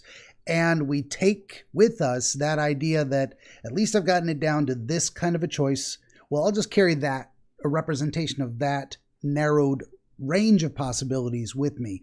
That can be its own kind of decision, not to decide, but at least to weed out the non-decisions or the stuff you definitely don't want. Just deciding, okay, I'm definitely going with these 2 out of 3.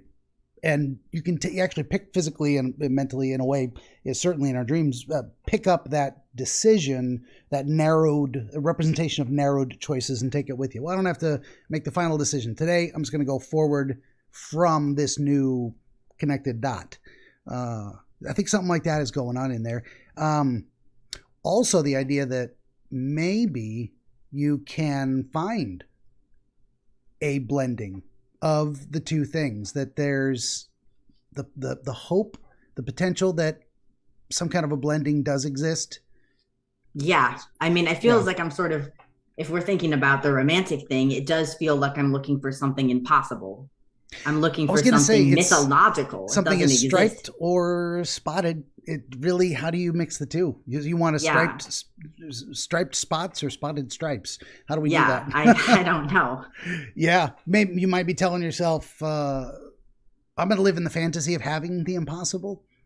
Or there's a way that whatever these 2 represent, like the solitary hunter herd animal, there's it's a phenomenon, so what is it? It's very common to throw around insults on the internet, alpha wolf or beta male, those kind of things. Yeah. And then there's also there's the omegas, and then there's the, what do they call them? The lone wolves. I don't know if omega is the lone wolf. Maybe it is, but. No, the omega is like the really lowest bottom of the barrel, but it's still part of the pack.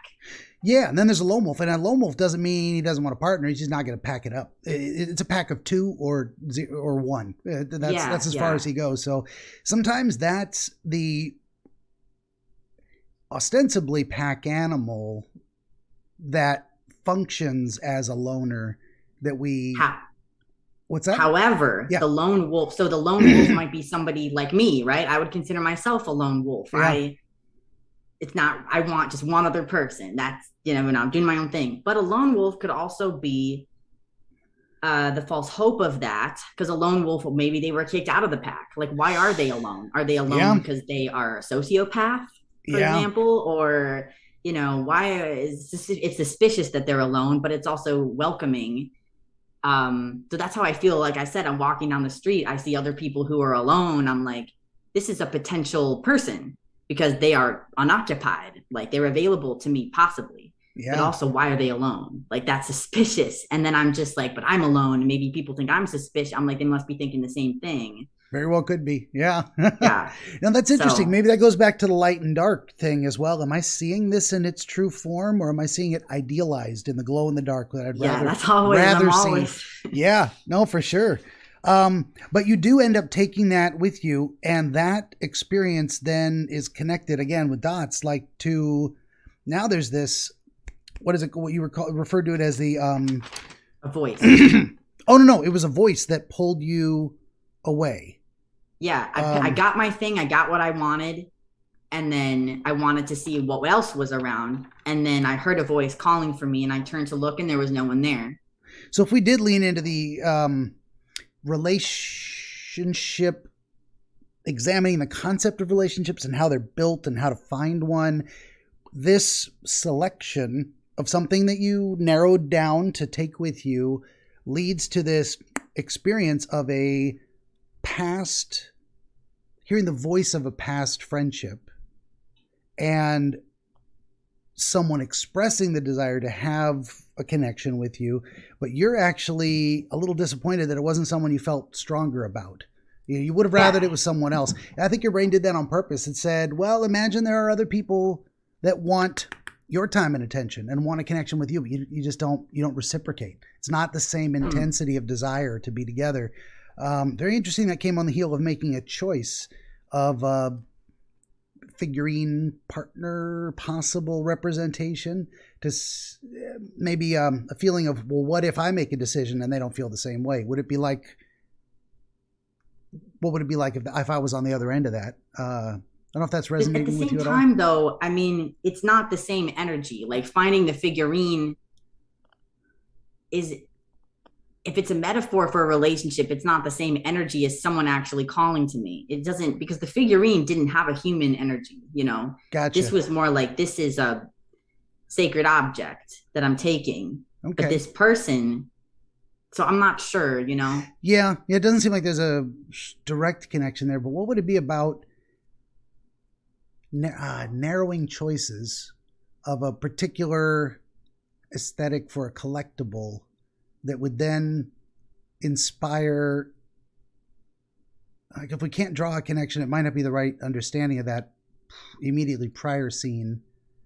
I mean, I think we should examine the next part, because this part's really confusing. No, for sure. Yeah, I was trying to make sure we kind of connected the dots a little bit, but sometimes we don't get there until we then start looking back. So you hear a voice, and then you turn. You reorient yourself towards this voice, but there's no one there. Yeah, and it's like it's black. It is a dark. And come to think of it, I feel like maybe the light stopped moving. I don't know, but it feels like it was really dark. And then so I turned, there was no one there. It was like empty black space. And then this glow in the dark thing lit up, and it was this shelf thing. Okay. So very interesting. Possibly the flickering stopped. You made a decision. You made a decision to choose something that had the right blending of whatever it is you were looking for. And maybe it needed to be both. Maybe it needed to have both of those energies in there, and that was a good thing. You needed to have something that was composed of two separate things for a reason. Maybe we don't know what that is yet. But something about that, your attention gets called away from that choice, and now you're looking at, now it's dark. And what you are meant to see, what your attention was called to, is this new shelf that it looks like an apartment complex. And it's got windows that can be opened, like little advent calendar. How big would you say it was? I mean, your height, a couple feet tall. It was, if I was going to say, it looked like that shelf behind me, that white shelf. So it was probably that shelf, but you know what I mean? Like in the store. Because it had that amount of display. It had sort of that shape. And it also reminded me of that shelf because I had put the figurine down on it. And so often, you know, I put stuff on there, you know, and I always have to remember to take it off because that's like my display shelf. So I'm like, this is momentary, so I have to take it. So I know that it was that shelf because I had put that figurine down on it. Okay. So about that size. Gotcha. So not huge, not literal apartment building size, but not literal. And I read my own handwriting and turned around and saw no one, but there were actually multiple voices talking. So you got your attention alerted by a specific kind of voice. And then you actually heard that there were multiple. There was more voices talking. Maybe didn't actually make out what they said, but they're conversing with each other, not with you. Yeah, so I hear the voice of like this girl from elementary school that I was somewhat friends with her. We were never close, and she's not someone that I have a particular attachment to. It's not someone I miss. It's not a friend I've lost. And I have had a huge reoccurring theme of many of my dreams has been attempting to reunite with friends that I've lost. Like thinking, like starting to text them again, running into them, being like, either we reunite or they reject me. Like it's a huge theme. So this is interesting to me that it was not one of those people. It was just someone else that I did not have a strong attachment to. And it's not a random person that I've like seen on Facebook recently. So it's very, very random that this person's voice came into my mind, but I recognized their voice right away. Gotcha. Yeah. And it might have been, that's why I had that thought about the idea that this was meant to be there for that unreciprocated feeling. This is someone calling out to you saying, oh, I've meant to hang out with you. They're the one reaching out, but you don't have that strong feeling of attachment. And it was specifically because it wasn't someone you tried to reach out to recently. It was someone else that was like, you haven't tried to find them because maybe the connection wasn't that strong to begin with. So probably, I would say that's probably why that person in specific, it was like, well, you remember this person exists in your memory and they can be a representation of this other kind of phenomenon. Someone reaching out to you that you're like, oh, I wish it was someone else. That would have been cool. Yeah, because immediately I was like, well, I said, I turned to where the voice, so I heard this, I recognized it, saw this, but I'd hoped it was someone else. So it wasn't like a specific person, but I've lost there's a lot of different people that I would be very happy if I ran into them, you know? But this wasn't one of those people. No. So, yeah, definitely meant to kind of show you that type of thing. Interesting. There's some kind of voices in the dark talking to each other. And the only thing lit up was this shelf. Yeah. Okay. And it seemed like they were all coming from inside the thing, you know. That seemed to be the source. Like, it wasn't whispers around and behind you in the dark and whatnot. It was focused kind of in front of you. I mean, I don't think it was like, it wasn't coming from a specific source like a loudspeaker, but I almost had the impression like, you know, where is this voice coming from? Because there's not literally people in these, you know, it's a display shelf. So there's not really people in there. So like almost as if this is kind of omniscient, like, I don't know, like some kind of recorder or like some type of audio that's being like, must be a speaker somewhere like around the display, but it really was close to the display. It didn't seem like it was coming from an overhead speaker or something. It did feel like it was coming from there. Gotcha. Yeah. And it doesn't have to make sense. It could just be, there could be tiny people in there. It could be nothing. It could just be this facade and there's a sense of conversation. But what is it with voices and conversations, people talking to each other? It's a murmur of interaction happening around you. Maybe they're speaking to each other, not to you. It's like, so you're maybe in a sense on the outside looking in, observing that, yes, other people are having interactions right there. I can see the source of it. I can't really see inside or hear, but you're giving yourself the option to open a door and see what's there. And it's a gift to yourself in a way, or the representation of opportunities, possibilities, and it's free for the taking. All you got to do is take an action. All you got to do is reach out and pick a door, and you can get something. Because they said. Because a man's voice that I didn't recognize said, hey, you get to pick one of these. And then a slat actually opened up. So I didn't actually pick it. So that's an interesting thing. Hey, you get to pick one of these. But I didn't actually pick it. It opened up and just gave me probably some random thing. Mm-hmm. So almost like maybe he shouldn't have said like, you get to pick one of these. It's more like, you get to have one of these. So I don't know if I just wrote that down wrong and he actually did say that or what, if that's significant, but I didn't really get to select it. They just gave me a random one. It was like random chance. It was like spinning a wheel, and it was like, not literally, but that's how it felt. Like, here you go. That's your free thing that you get to have. Well, it might be significant that he did say you get to pick, and then one was offered. You could have chosen not to take it, but also you didn't protest. You're like, actually, this is pretty cool. So sometimes there's what am I trying to say? Picking, choosing, options. The idea of sometimes we get selected. We're on the lookout for options. We think we're making a choice, and something falls in our lap, and it's actually something pretty cool. The kind of unexpectedly manna from heaven, gift to the gods type of synchronicity. I don't know if I'm saying that in any of the right type of ways. The illusion of choice falls into there as well.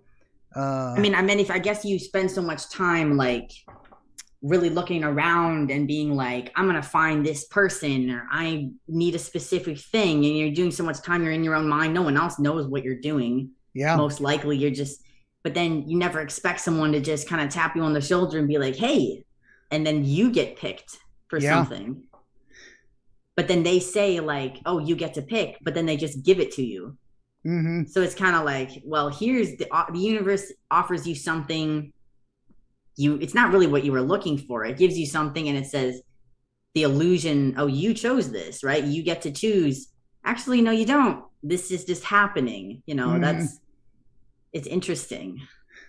Yeah, and that might be the experience you're trying to show yourself of, like, imagine you're offered a choice, but then it's taken away in a sense, not, and maybe not even maliciously, but one of those situations where, a choice is presented, but then something else happens that is technically involuntary and presents something you didn't expect. There's probably something in there that I'm not able to tease out. Because there was all these options, but all the doors, all the windows of the apartment building were closed. Yeah. There was like glowing behind each of them. So it was almost like a game show thing where it's like, what's behind this curtain, and it's like, you get to choose, but do you really? Because it's like, how much of this was set up? Because this is just a display. This is like a commercial in enterprise. Oh yeah. You still there? I see you. Yeah. I don't know why. Just switch screens. That was weird. Anyway, I'm surprised I haven't bumped my countertop and turned off my little lamp up here. Maybe I shouldn't try and make it happen on purpose. But that is interesting. And then it's also interesting that it's a female voice that gets your attention initially, and then a male voice that offers you options, but then hands you something. And I don't know the male voice. Yeah, like it was no one that I recognized. The first voice was someone was familiar, but I was disappointed. It's not someone I dislike, but it wasn't who I would have preferred. The second one was just complete mystery. Yeah. Mystery. Yeah. Yeah. And what pops out is, and I think I know what you're talking about with the smaller LPs, little 48s, they used to call them. There was the 72s or 76s or something, and then the 48s. I had a couple of those on a little Fisher-Price toy, and they were LP recordings with audio and storytelling from the Star Wars movies. I mean, we're talking 77 Star Wars, the original back in the day. So I know exactly what those little LPs are. So it's giving you something, a representation of something older than you possibly. I mean, we haven't had LPs and they're still around, but it's not the thing. Probably cassettes or CDs would be more, even from your childhood. That would be more. But the thing, so I don't listen to records, but I mostly only listen to music from like the 70s and 80s. Gotcha. I don't listen to like contemporary music. So for me, seeing like a vintage thing, I was like, sure, I'm not going to be able to play it, but maybe I'll like look it up on YouTube later and I might like the song or whatever. Yeah. Very much a representation of that vintage era of music. 70s music, very much LPs, iconic of that time period. Although I got the feeling that it was from the late 60s or even the 50s. Like it felt really different to me. I guess when I think of the iconography, I do think of the full-sized record. Yeah, for sure. So I guess the smaller ones, I'm not familiar with them. I never play them.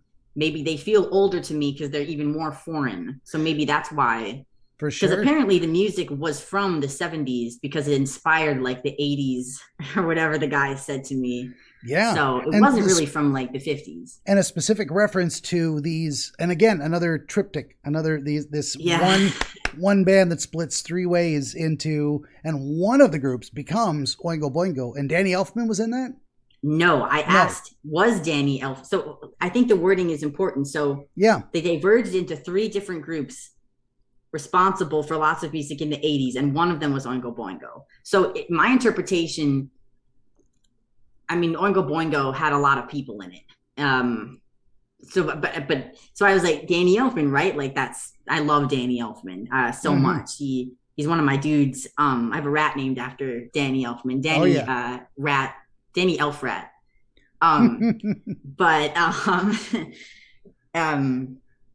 And then they said no, it was somebody else. So again, it's sort of like that expectation, almost like, oh, this person that I'm familiar with that I really like, no, it's not. It's someone else. So it's not who I thought or hoped it would be. Yeah. Someone I didn't know. Definitely. So there's some a lot of interesting reversals and back and forths. You know, it's light and dark. It's zebra, leopard. It's a friend, the voice of a friend, but not the friend you were looking for. It's a choice. It's not a choice. It's the band you're excited about. It's not the band you're excited about. Very interesting reversals going on, kind of one after another. There's a lot of like dashed dreams or expectations. Yeah. Just that in real life, I've been dealing with just a ton of disappointment and like grief and being like, that was not what I thought it was. And like, was it really not what I thought it was the whole time, or was any of it real? Mostly the abusive relationship with like the lying and the manipulation and stuff. I'm just like, because he would tell me two insanely different things. Like I would love you. I would give you my heart. I would be yours, he said. But then he also said, I'm not even attached to you as a friend or anything. So it was just the insane juxtaposition, and both of them, I couldn't trust either of them. But there was one that I obviously really wanted to believe, but I ended up not being able to believe that is the truth. So I never had like resolution.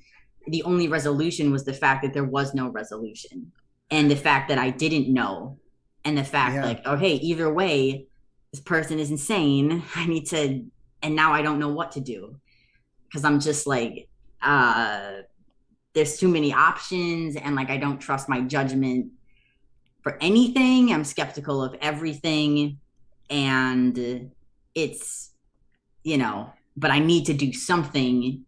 And I know what I want. I want to get in Target.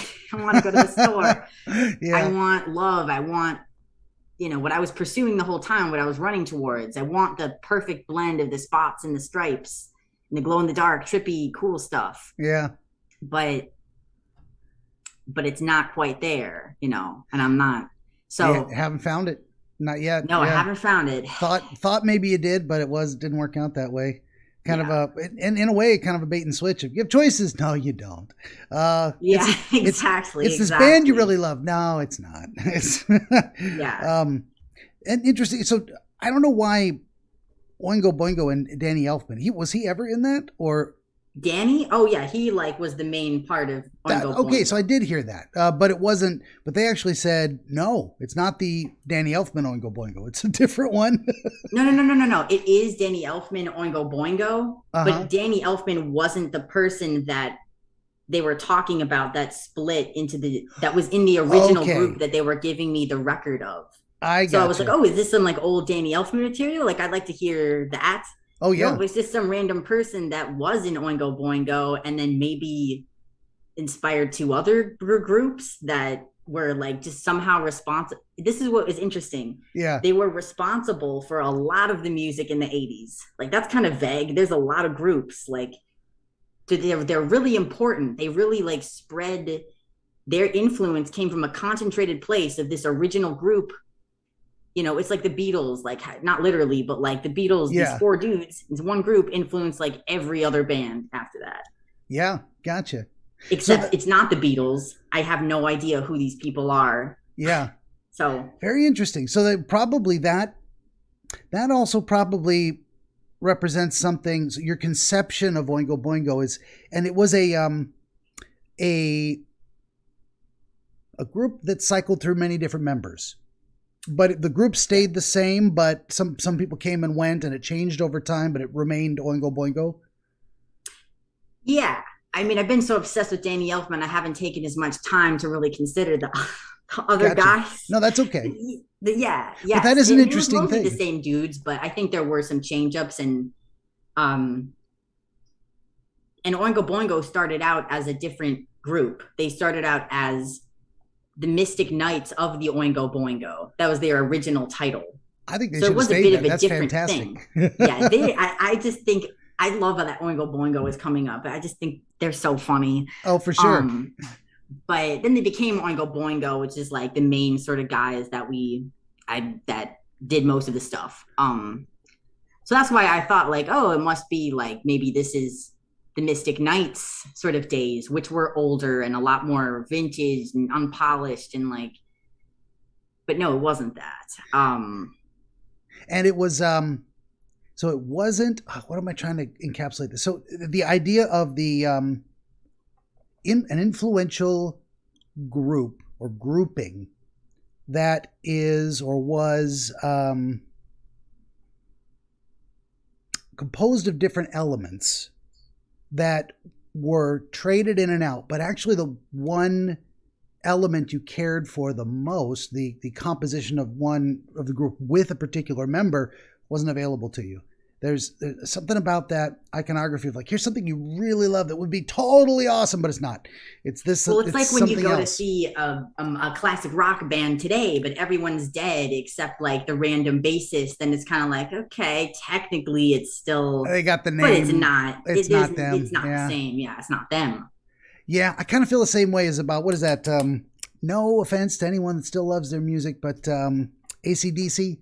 They got that new singer. Man, he's great. Sounds just like the other guy, not the other guy. I can't, yeah. Yeah, I prefer the Bon Scott era as well. I'll just listen to the old records. I can't do I don't go to concerts anyway. It's not my thing. Crowds, no thank you. Not going. Not leaving my cave to go into the city. I'd rather not. Yeah, that is also interesting too. That fits with kind of the reversalist thing. And not only that, you don't have the equipment to make use of what you've got anyway. So you're almost given something that isn't what you wanted and is kind of useless. And that might have, and at the very end of it, so there's more voices talking amongst themselves. And I wrote down ignoring me, almost as if once you'd been handed the thing, once the purpose was accomplished of putting this not choice into your hands, you then get shut out and ignored, and now they're talking amongst themselves, and almost as if it is behind your back, maybe about that experience, about the idea that you were not treated well, and they know it, and they don't care, and they're talking about it. I don't know if it was about me. I feel like they just started talking about something else, and it just was like, it wasn't disparaging of me, okay, but it was almost as if I was just irrelevant. You just weren't even there anymore. I hate that. Yeah. Like that's one of my core issues is like being ignored, right? Like being unseen, being unheard, not understood. For sure.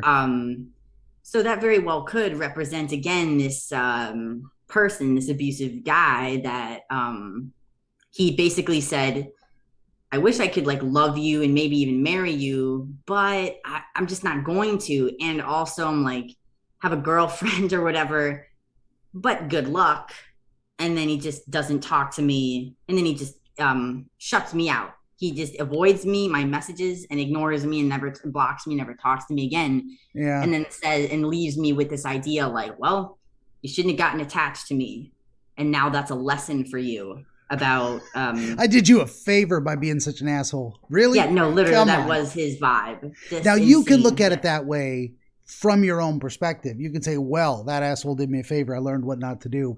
I don't think that's his place to say that. No, and I wouldn't give him that credit anyway. Fair like enough, I like to say like, you know, that abusive person didn't teach me anything. You know who taught me something? My therapist. Yeah, I did. That person I taught actually myself. taught me. I thought about it. Yeah, I taught myself, or someone helped me learn. That person confused the hell out of me. Yeah. I taught myself based on the confusion. For sure. But yeah, he liked to think that he was doing me a favor. He even said, "You're welcome."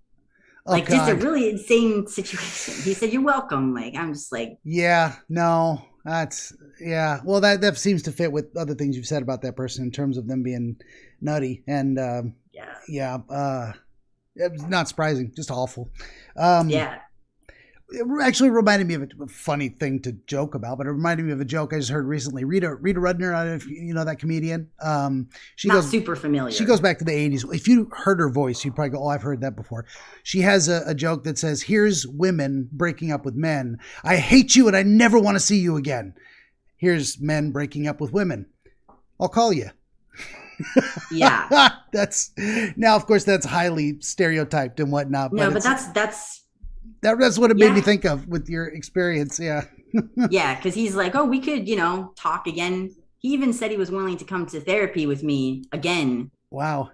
It was so weird because he came to therapy with me over Zoom. But then apparently his girlfriend or like domestic partner, whoever she was actually in the room during the therapy session. Wow. And then he told that to me while we were on LSD on my birthday. And then it was really traumatic. Wow. Weird shit. This is someone who seems to be having what do I know, but having a hard time letting go of the notion of being a character in your story, in a way, or someone involved in your story. But then they cut you off. He told me like he wanted to help me. He wanted to be my friend and like show and like help me and like he'd be a safe place for me to like process my trauma. But at the same time, he was the very person who was traumatizing me. Yeah. So it's like he has a lot of issues going on. Well, for sure. Yeah, that's what I was saying. Having a hard time giving up his role in your story of that conflicted. Hell if I know, but it feels like a conflicted. I don't really care enough to be beneficial, but I care enough about my dramatic performance in this story. Yeah, like they don't want to give up. Yeah, they don't want to give up their role, but they don't really or the power, or the attention, you. or viewing themselves as a good, helpful person. Like he emailed my therapist after that day. Because I wrote him a letter, kind of being like, saying a lot of things, and then he emailed my therapist and said I was just trying to be a good friend. So he still really wanted to preserve that view of himself that he was a good friend and he really was just looking out for me and taking care of me, but he was the one that was lying and using me and really weird. So yeah, it's been a real mind fuck. No, for sure. And all of this stuff is on your mind, and it's coming out in response to examining this kind of experience and this strangely, it's almost like the excitement of a new relationship, the potential. And then you get inside and you're like, what do I really think of what's going on here? And am I choosing the right aspects of this person to be attached to take with me? Am I really getting a choice? Look at the illusion of choice, but I'm really getting handed something I didn't ask for that isn't exactly what I wanted. And was it because I have a lot of combative feelings that are like, how much of this was a choice? Like how much of this was me actively knowing I was doing something wrong, harmful for me? How much do I blame myself? How much do I blame myself? Or how much was this like a manipulation? How much of this was like real love? Or how much of this was delusion? How much of this was fantasy? It's all a huge mess. That's really tough. Just and it's hard to tell. So would make a lot of sense for there to be a lot of reversals of what do I think is most likely? On the one hand, on the other, but wait a minute, there's more. I never come to any conclusion. I'm just like, all right, it's still weird. Maybe not yet. Yeah, and that's okay. But one thing you did do is, you picked up the statue and went to leave and woke up. Did you take the record with you? Any knowledge of that? Well, I remember I looked at the record and I didn't know who it was. I thought to myself, I'll probably look this up. I'll look up the name because I'm not going to be able to play it, but I'll still like to hear the piece of music. So I don't remember. I think I was holding the record in my hand already. I'd never put it down. And then I kind of was like, all right, well, I guess that my business is done here. I'll better go. And then I remembered specifically, oh, I've put the statue down on the table. I need to take it with me. And I picked the statue back up. So I think I was still holding the record. Yeah, there might actually be, what am I trying to say? Well, of course, they're separate objects in there. The statue is different than the record. It isn't just, well, very much so in terms of physically different objects in there. You're taking them both with you. The thing that you picked for yourself and the thing that was handed to you with the illusion of choice. And you're gonna take them both and decide what to do with it later. And then you wake up. Again, maybe without making a decision. Sometimes our dreams don't give us an answer. They just show us the problem. Let us get a better look at it from another angle. What do I think about that? How do I feel? So finally, after all that, we get down to, that's actually the very end. We ended up with 12 pages, and that's with my original notes and then all the new ones. This is where I get a little bit overwhelmed of like, I don't even know where to start on some of this. But before I get into we've already done a lot of putting some parts and pieces together.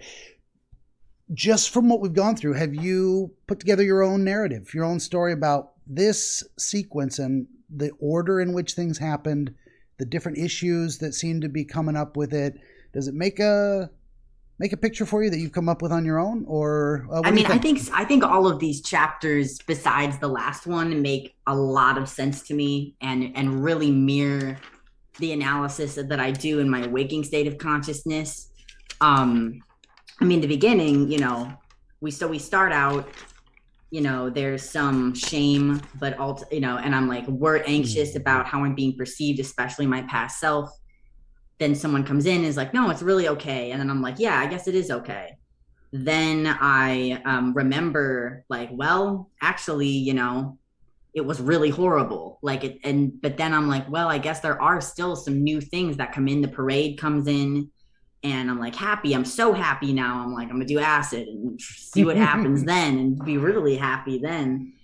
And then I'm like, oh, I'm trying to be a new person now. My dad's like, no, you're not. You're not good enough, basically. Like, it's almost like my own, it's like, yeah, I'm doing so well. I'm like, you know what? I should be happy. I've done a lot of good things. I'm like making good progress. Well, it's not enough. I'm disappointed in you. I'm still ashamed. It's not enough. Then it's like, oh, I guess I have to like live here. Like I have to live in my little room but I don't belong here anymore. I don't want to be stuck in this shame place. I don't want to be in these ruminatory thoughts anymore. I want to be a child again. Oh, why can't I just, well, you can't. Okay. Well, we can have some good stuff from that. Okay. So it's like, I keep realizing the same thing over and over. Like, I hate myself. Well, it's all right. Like the past is accepting it, and then I'm like, remember though, when I'm like, okay, I'm happy or like, I'm content again. I'm like, okay, yeah, it's a good balance of like sacred stuff from the past and now. But I want to run. It would be great if I could just get to that store and get that love though. Like if I could just have that, then what would be the issue? And then the security guard's like, well, it's illegal. I'm just like, please, how can it be illegal? I guess, fuck me. Like, okay. And then I'm walking past all these different options of these buildings. And then I'm like, okay, well, there's a lot of stuff. I'm not really sure what to do. I'm kind of just like, all right, I'm not really fully engaged because there's too many options, but I found my way to this amazing place. So maybe I did find my way in there, and now I found like this amazing store, and it's like, I am in the right place. Clearly I'm in the right place. There's all these different things. I must have done something right to get here, but still it's like the fading in and out of kind of the memory of the reality that I keep trying to run from. And I keep trying to be like, I just wish I could only focus on this really cool new place, but that old reality keeps hurting me or keep coming up. I keep seeing it. I'm like, I don't want it. It's a distraction from me, like finding what I really want and need. And then this statue, I'm like really examining it. So I am able to get through that, the fading in and out, and I am able to find something that I want. And it's a blend of these two different things that are really cool, but they are juxtaposed. And then I'm like snapped out of my own little positive space. And it's like, hey, possibility, maybe a possible connection. And then I'm just like, yeah, that's yes. Like, what if it was like the perfect connection in the world, or like it would replace all the lost love that I ever had, or then my heart would be free. Oh, no, it's not. No, it's not. It's just some person. All right. Well, that's disappointing. But then another voice says like, hey, well, you can have this. I'm just like, oh, okay. Well, maybe there's something else. Okay, it's something that I can't really use. I give him a confusing message about it. I'm like, is it Danny Elfman? Can it be Danny Elfman? No, it's not. It's not Danny. I'm like, come on, man. Because that is actually something I like love. That would be a good, substitute of a person. If, Danny Elfman came into my life maybe. And then I'm just ignored and shut out. Okay.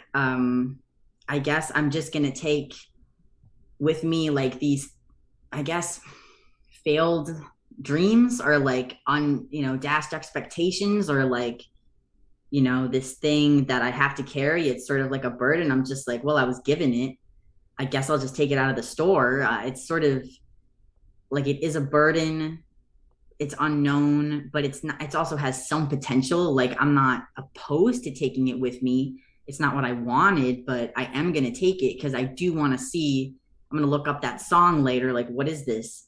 Mm-hmm. And I'm taking this really cool figurine, and I was able to find meaning amidst all of that. Yeah. And that's it. I don't know if I could have said it much better. That's probably all the little pieces we were starting to put together along the way. All in all, I'm saying I think it's a hopeful reflection on your journey, where you've gotten to a point where the end of it was still a struggle. So you look back at all the things you've been through and how you look at yourself and where you've come from and what you've had to go through to get where you're at. And the ending of it is like, it's still not perfect, because it's not today. Maybe nothing is, but it's not like your brain was telling you, imagine everything's fine. You've finally achieved the end of your road, because I think inside, you haven't yet. So it's leaving you with things like these positive representations of, sometimes you're going to get handed something that you don't know what it is. It might be interesting. Sometimes you're going to choose for yourself, and you get to take both those things with you as you move forward. And it's okay to be undecided on what you want right now. It's okay to not have everything, not know everything you want, and not have it yet, because that's still an open possibility for the future. So that's why I'm saying it's a very hopeful, positive set of experiences that look back look where you started. And even if it isn't perfect now, look where you're at. Big improvement over all of these things and all the different struggles you had to go through. Yeah, that's exactly right. But if I think about where I started physically in the dream, I started very much grounded in reality. Yeah. Listening, the thing I do every day, like just watching, the Disaffected podcast or whatever, thinking about, that's some crazy stuff going on and somewhat relatable to me. And should I feel shame? Yeah, maybe not. Maybe, forgive myself or whatever. And then I end up being like, okay, I have this magical stuff with me. I have this sacred stuff with me that I'm going to cherish. And I did take it with me. I think that is important, that I didn't forget it there. Like, even amidst the confusion and being shut out, I still had this sacred thing that I was like, I'm deliberately taking this with me, and it's mine, and I still have it. Even if I have this other element that I'm like, it's somewhat useless. Like, it's just a burden to sort of have this. I don't need it. I don't need this record. I can't use it. But what it represents, the music it represents, and I think the influence that the musicians had in the 80s, like, I feel like maybe that could represent, like, there's so much packed into that. It spread so far, and it influenced so many things. Maybe that relationship, like, just completely destroyed me. Like, that band broke up or whatever, it destroyed me, but it influenced all these other things, all these just infinite amount of other meaning. and maybe some of it's good or bad, but it overall still had a positive impact. And then now I get to take this with me. It's still a burden and sort of useless, but it still means that something was positive generated from it, and it is old. So it's still an old piece of junk, really, that I don't need, but it represents, you know, something. I mean, even though the 80s was in the past, I still sort of live in the 80s a lot because that's only the music I listen to. I really relate to that sort of thing. So like, it's almost this timeless sort of influence, you know, but it's also a burden. Definitely. There's a burden aspect to it, but the more you talked about it, the more it felt like the imagery of planting a seed came into my mind, and you get the little stalk comes up, and then before you know it, there's a tree. What does a tree got? It's got all these branches, and then before you know it, it's got hundreds of branches, and there's leaves all over it, and it's a mighty oak, and it almost feels like the beginning of something, like an iconic representation of, if you look back in time, knowing what we know now, knowing how it all turned out, this is where it started. This is where the potential coalesced into this thing that then exploded into something much more meaningful that they didn't know at the time. When this record was made, they had no idea what it was going to become, and it did. That's also another very hopeful, you know, that's a bit of a burden too, of like, oh, there's so much work left to do in my life. That's the growing process that's going to get that tree. That's going to, maybe you got to split up and become multiple bands, and then you'll have that influence. I'm feeling very hopeful things like this. It was confronting things that were unpleasant or uncomfortable, but it was also inspiring things like the parade and the acknowledgement, the very direct acknowledgement that you can have joy and happiness in the world, and you can use that to help shift your perspective, LSD style, to look in a different direction, no matter who it disapproves. And sometimes we put these authority figures or disapproval things in there to remind us that's going to happen. Someone who doesn't actually control us is going to look at us and say, I don't like that. And we just have to say, okay. And that's okay. And that's fine. Accepting that people are going to have different opinions, and they might want something for us different than we want for ourselves, because that's their idea of helping. They might want something from us because they're manipulative and they just want stuff, and that's not good either. But we can respond to them in different ways, but we don't have to change anything based on those people. We don't have to give them what they want just to make them feel better. Yeah, I was going somewhere with all of that. That's why I said that I think all of this is very positive. Some dreams are very like, they want to show you your misery and your hopelessness, and your just feel it. Just understand this is where you're at. But this one, I don't think so. I think this one said there's a lot of struggle, and it's been awful, and you're still here, and there's still a lot of potential. There's still a lot of choices. There's still a lot of hope for finding the things you need and having them become what you want it to be.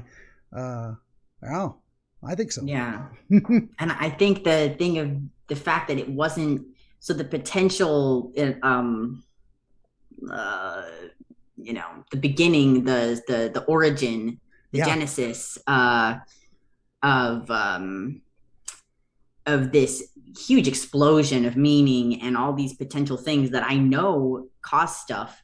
I don't know but it wasn't the person that I thought who caused it. So it was like these unknown.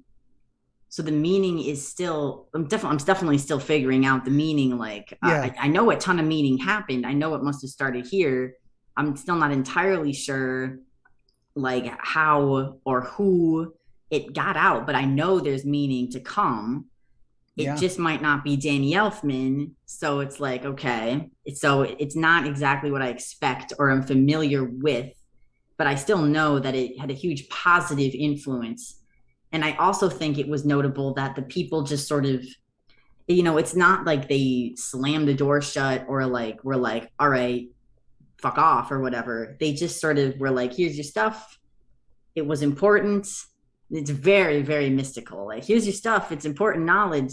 Anyway, and now you're on your own to like, figure that out, you know? They're not going to tell you any more information. You sort of have to, I guess, listen to the record, you know? Yeah. There's very much of that in life too, is that we, what is it, the fount of knowledge itself? I mean, it'll tell you things you need to know, but it's not going to hold your hand and walk you through the rest of your life. It's sometimes you just get what you get from people, and they go on about their own things. And you didn't even get the sense that it was a personal snubbing or a malicious kibitzing behind it, but they got their own shit to do. We're voices. We need to talk to each other now. You've got what you got, and that's very, very similar to things we go through in life too, where it's like eventually discrete interactions with people end, and they go back to their life, and we go back to ours, and it's not even personal. It's just going to happen. But that's always been very difficult for me. So I feel like in the dream, it was almost like, because there's always that sense of being alone and being like distant, and people are together, but I'm not, and I'm left out. I've been very, very have been left out. I have been like have doors slammed in my face, literally. So stuff like that, it might give me the initial sense, like every time someone does something impersonal, like they just are like, all right, we're going to talk. And the thing is, they were talking, they were laughing together. They were like, they were enjoying, they were like really amused and engaged in their own conversation. I don't think it really had anything to do with me. They were just talking about other stuff. Yeah. And then I might have taken that personally at first, but like, I guess it didn't matter, because I was like, well, I didn't wait around. Like, I feel like that is important. The fact that in all of these situations, I was alone, and I felt like, like I wish I wasn't, but at the same time, I didn't get rejected by anybody. I actually, besides, I guess, my dad, but that was very brief. Yeah. So I was able to just be like, well, all right then, like, that sucks, but gonna take my zebra leopard and head home, I guess. You did come away with things, and there's it's also okay to to acknowledge that it's an unpleasant experience to be left out, even if it isn't intentional, even if it isn't designed to cause harm. There's just situations where those people are talking. They're not talking to me. They're not doing anything wrong, but it still hurts that I have not been invited. I'm jealous of them. And that's how I feel when I walk around and I see, family or couples mostly and stuff like that. I'm like, yeah, like it bothers me. It irritates me.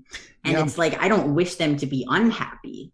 Yep. Like I'm fine that they're happy, but it reminds me that I'm not. So I'm just like, it's not really for me. I'm not going to bother them, but it does hurt to be on the outside, like looking in. It does, very much so. Yeah, and that reminds me of a theory I've had in progress for a while, is trying to tease out the distinction between like jealousy and envy. And we put envy on they're often synonymous.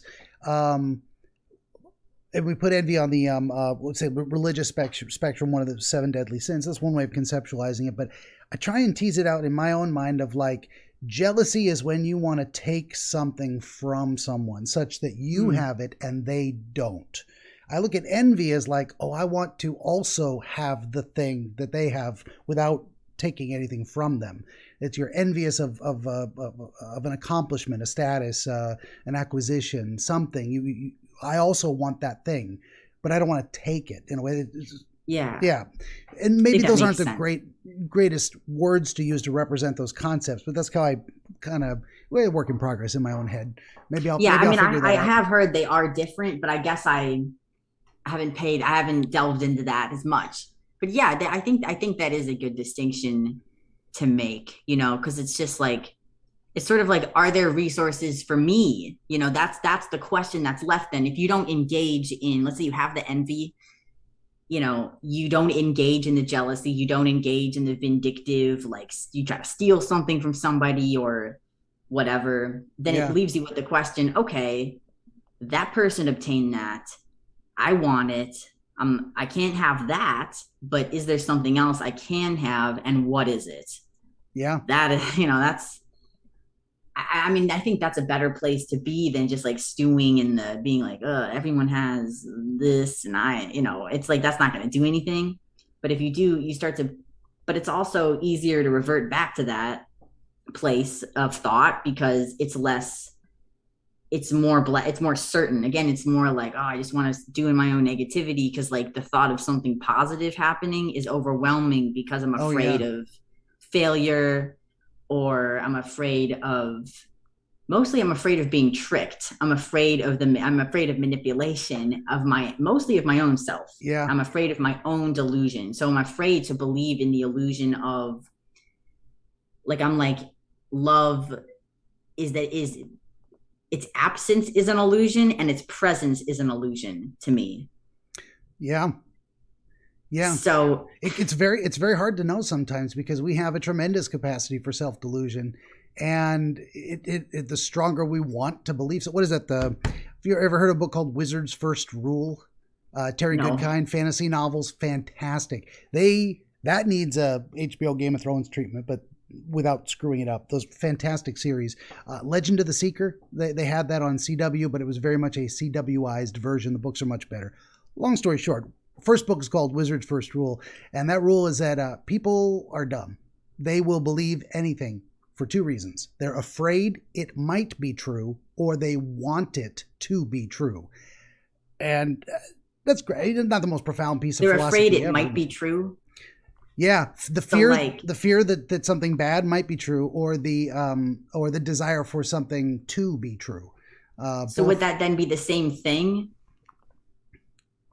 It is. It's kind of a reflexive way of saying it. The strong desire for something not to be true. It's a quote. I think I may have even gotten the quote wrong. It's people believe something because they want it to be true, or they are afraid it might be true, and that goes with good things they want and bad things they want to avoid. Right. But it's I'm always like when I get into my really irrational thoughts, which is somewhat frequently. Right? I mean, I'm just like, I will never find the right person. That's a very concrete statement. That's very depressing. Yeah.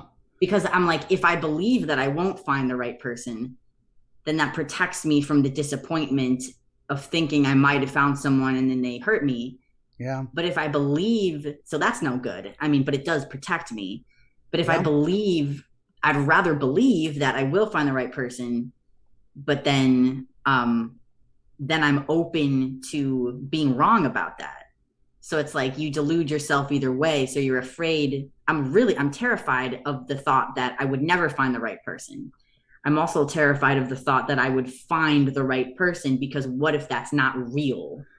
Yeah. What if it's not really the right person and it's only my own fantasy? Because that has certainly happened. So. Oh, yeah. Well, that reminds me of, okay, so we've come full circle back to the beginning of the conversation where we're talking about extreme optimism and pessimism and how they're both delusional on the far ends. But it also reminds me of those horror movies where they're messing with the main character's idea of reality, and you think you finally gotten to the end, and there's one more little twist at the end that makes you question, wait a minute, are we still in the dream? Wait a minute, are they still messing with him? Credits. You'll never know. You'll never know. Yeah. And that feeling of uncertainty.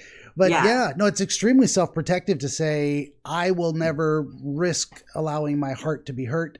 Yeah, that you will avoid that pain. You will experience a different pain, loneliness. So it's almost like suffering is gonna find you no matter what. It hurts in the light and in the dark.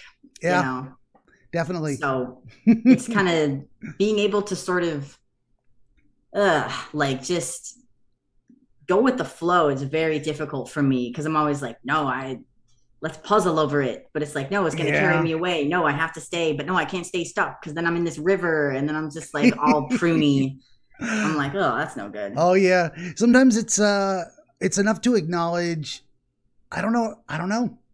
You don't want to hang on to I don't know harder than you need to. But if you're like, that's where I'm at right now, okay, maybe more experiences will alter my perspective. I think there was something in your dreams about, in this entire sequence, about seeking out new growth and change and reassuring yourself that the efforts you made in the past have produced results and that they can continue to do so. That's part of what I was looking at as the larger, and why I'm, sometimes I look at dreams like, oh, this is very negative. And like, what can we find that's useful in there? And I don't tend to mention specifically, oh, this one's very, very dark and negative, but I try and pull something out of it. But sometimes dreams are very explicitly positive of like, don't beat yourself up so much. You are doing good despite feeling like you're not doing well enough. That's actually a good place to be sometimes. It keeps you reaching a little bit beyond your grasp to eventually make more progress to, that is every bit as far away from where you started than where you are now. There's almost a whole life review in this one dream of. I know. That's how all my dreams are, though. That's why I was telling you, I'm waiting for one that I can remember because there is a lot in there. I'm seeing that kitten poster in my head. Hang in there. Hang in there. Yeah. See, this is the thing that I kind of been thinking, like, when I get into that really rigid thinking, like, I will never find love. Like, and I'm just like, that, I cling on to that. Yeah. For protection. But then when I get more into my rational mind again, I'm like, well, I can't really know that. And it would be very arrogant of me. Well, it would be it would not only be like painful, negativistic, nihilistic, jaded, and arrogant of me to believe that I could predict the future, but also like I'm too, I don't want to say humble, but like I understand how much of a fool I am that I could make that assumption, and that assumption is not right because I'm trying to predict the future and I cannot predict the future. So I never want to say like, some people will try to tell me like, no, you will find someone. And I'm just like, don't say that to me because I can't have true faith in that because that I don't know if that's the future. You can't really know that either. Yeah. Yeah. there are no guarantees. I shouldn't be saying to myself like, oh, well, I know for sure. Because I don't know anything for sure. So it's kind of like maybe I'll find. And obviously uncertainty is really scary, but maybe at least has potential. It's a neutral thing. Yeah. It's neutral. It leaves the door open for possibility. Maybe is not never. Maybe's maybe. That reminds me of another brief story. So I've kept you like 4.5 hours. Well, really? I loved every minute of it. This is I don't mind at all. Hey, if someone is still watching, God bless you. Thanks. I hope this was fascinating. But I don't care if you did. I had fun talking. So, lastly, I'd leave you with is this great, great story. And I always tell it differently every time because I can never remember how it goes. But it's the kind of a fairy tale or not quite a Confucius says, but a fable. We'll say a fable of the Chinese farmer. It goes, that's why I know this one. You know this one, maybe? Yeah, that's exactly what I was thinking about. Where you? Well, you tell me. I'll tell you what my version of it is, or the basic vein. The basic vein is that a negative event happens, or a presumed negative event, and then it turns out that it was actually something that protected the person from something far more negative happening. And then it turned into so it was kind of this thing where it's like, maybe this will, so everyone was freaking out.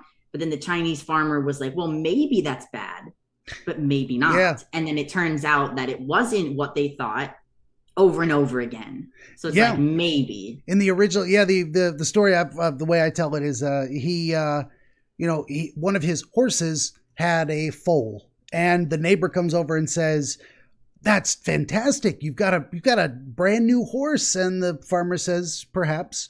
And well, his son's out feeding the horses and the little foal is frisking around and kicks his son in the leg, breaks his leg. And the neighbor comes over and says, oh, it's terrible. Your son's got a broken leg. Perhaps, the farmer says. Well, then the army recruiting press gang comes through town and takes all the able-bodied young men, and they don't take the farmer's son because he's got a broken leg. And the neighbor comes over and says, that's fantastic. They didn't take your son away to die in a war. And the farmer says, perhaps. That's exactly right. And sometimes that's where you're at. Like nothing, what is it? Something that the dice are still rolling, so to speak, and they haven't landed on a number yet. So why it's not rational, and we know it's not rational, and we still fear and worry, but being absolutely certain it's not going to land on the number I want. Maybe not. Maybe that's even statistically unlikely, but it hasn't happened yet. You haven't actually seen what the end result is in order to hang on to anything too tightly. So that might be a good way to kind of wrap it up there too. All of this, things are undecided, and that's okay. Sometimes you just roll with that chaos. You ride those waves and see what happens. Maybe. For sure. I know. I love that story. It's so, I really need to remember that more because I try and tell it every so often just to try and keep it fresh in my memory, but I always tell it differently. I don't think I've ever told it the same way twice, because just as long as it's some kind of a connected series of reversals, keeps it really makes it interesting, gets the point across.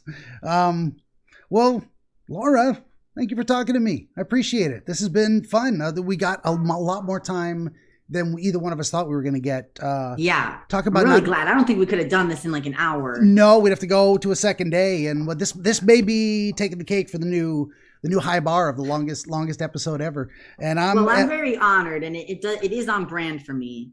So.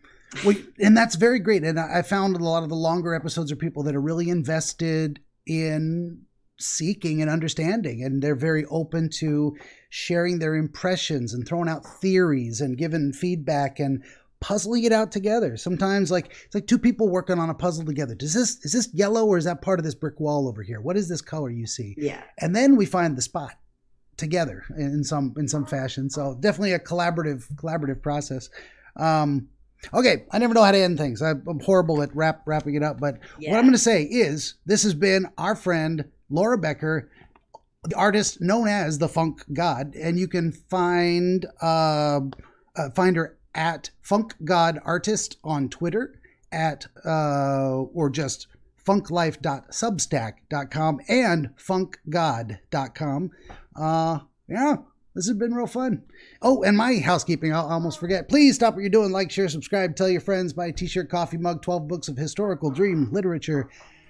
That's about it. There's more, but look in the description below for all the links. And Laura, thank you for your time. It's been, I really enjoyed talking to you. This has been a blast. Good deal. And everybody out there, hey, thanks for listening.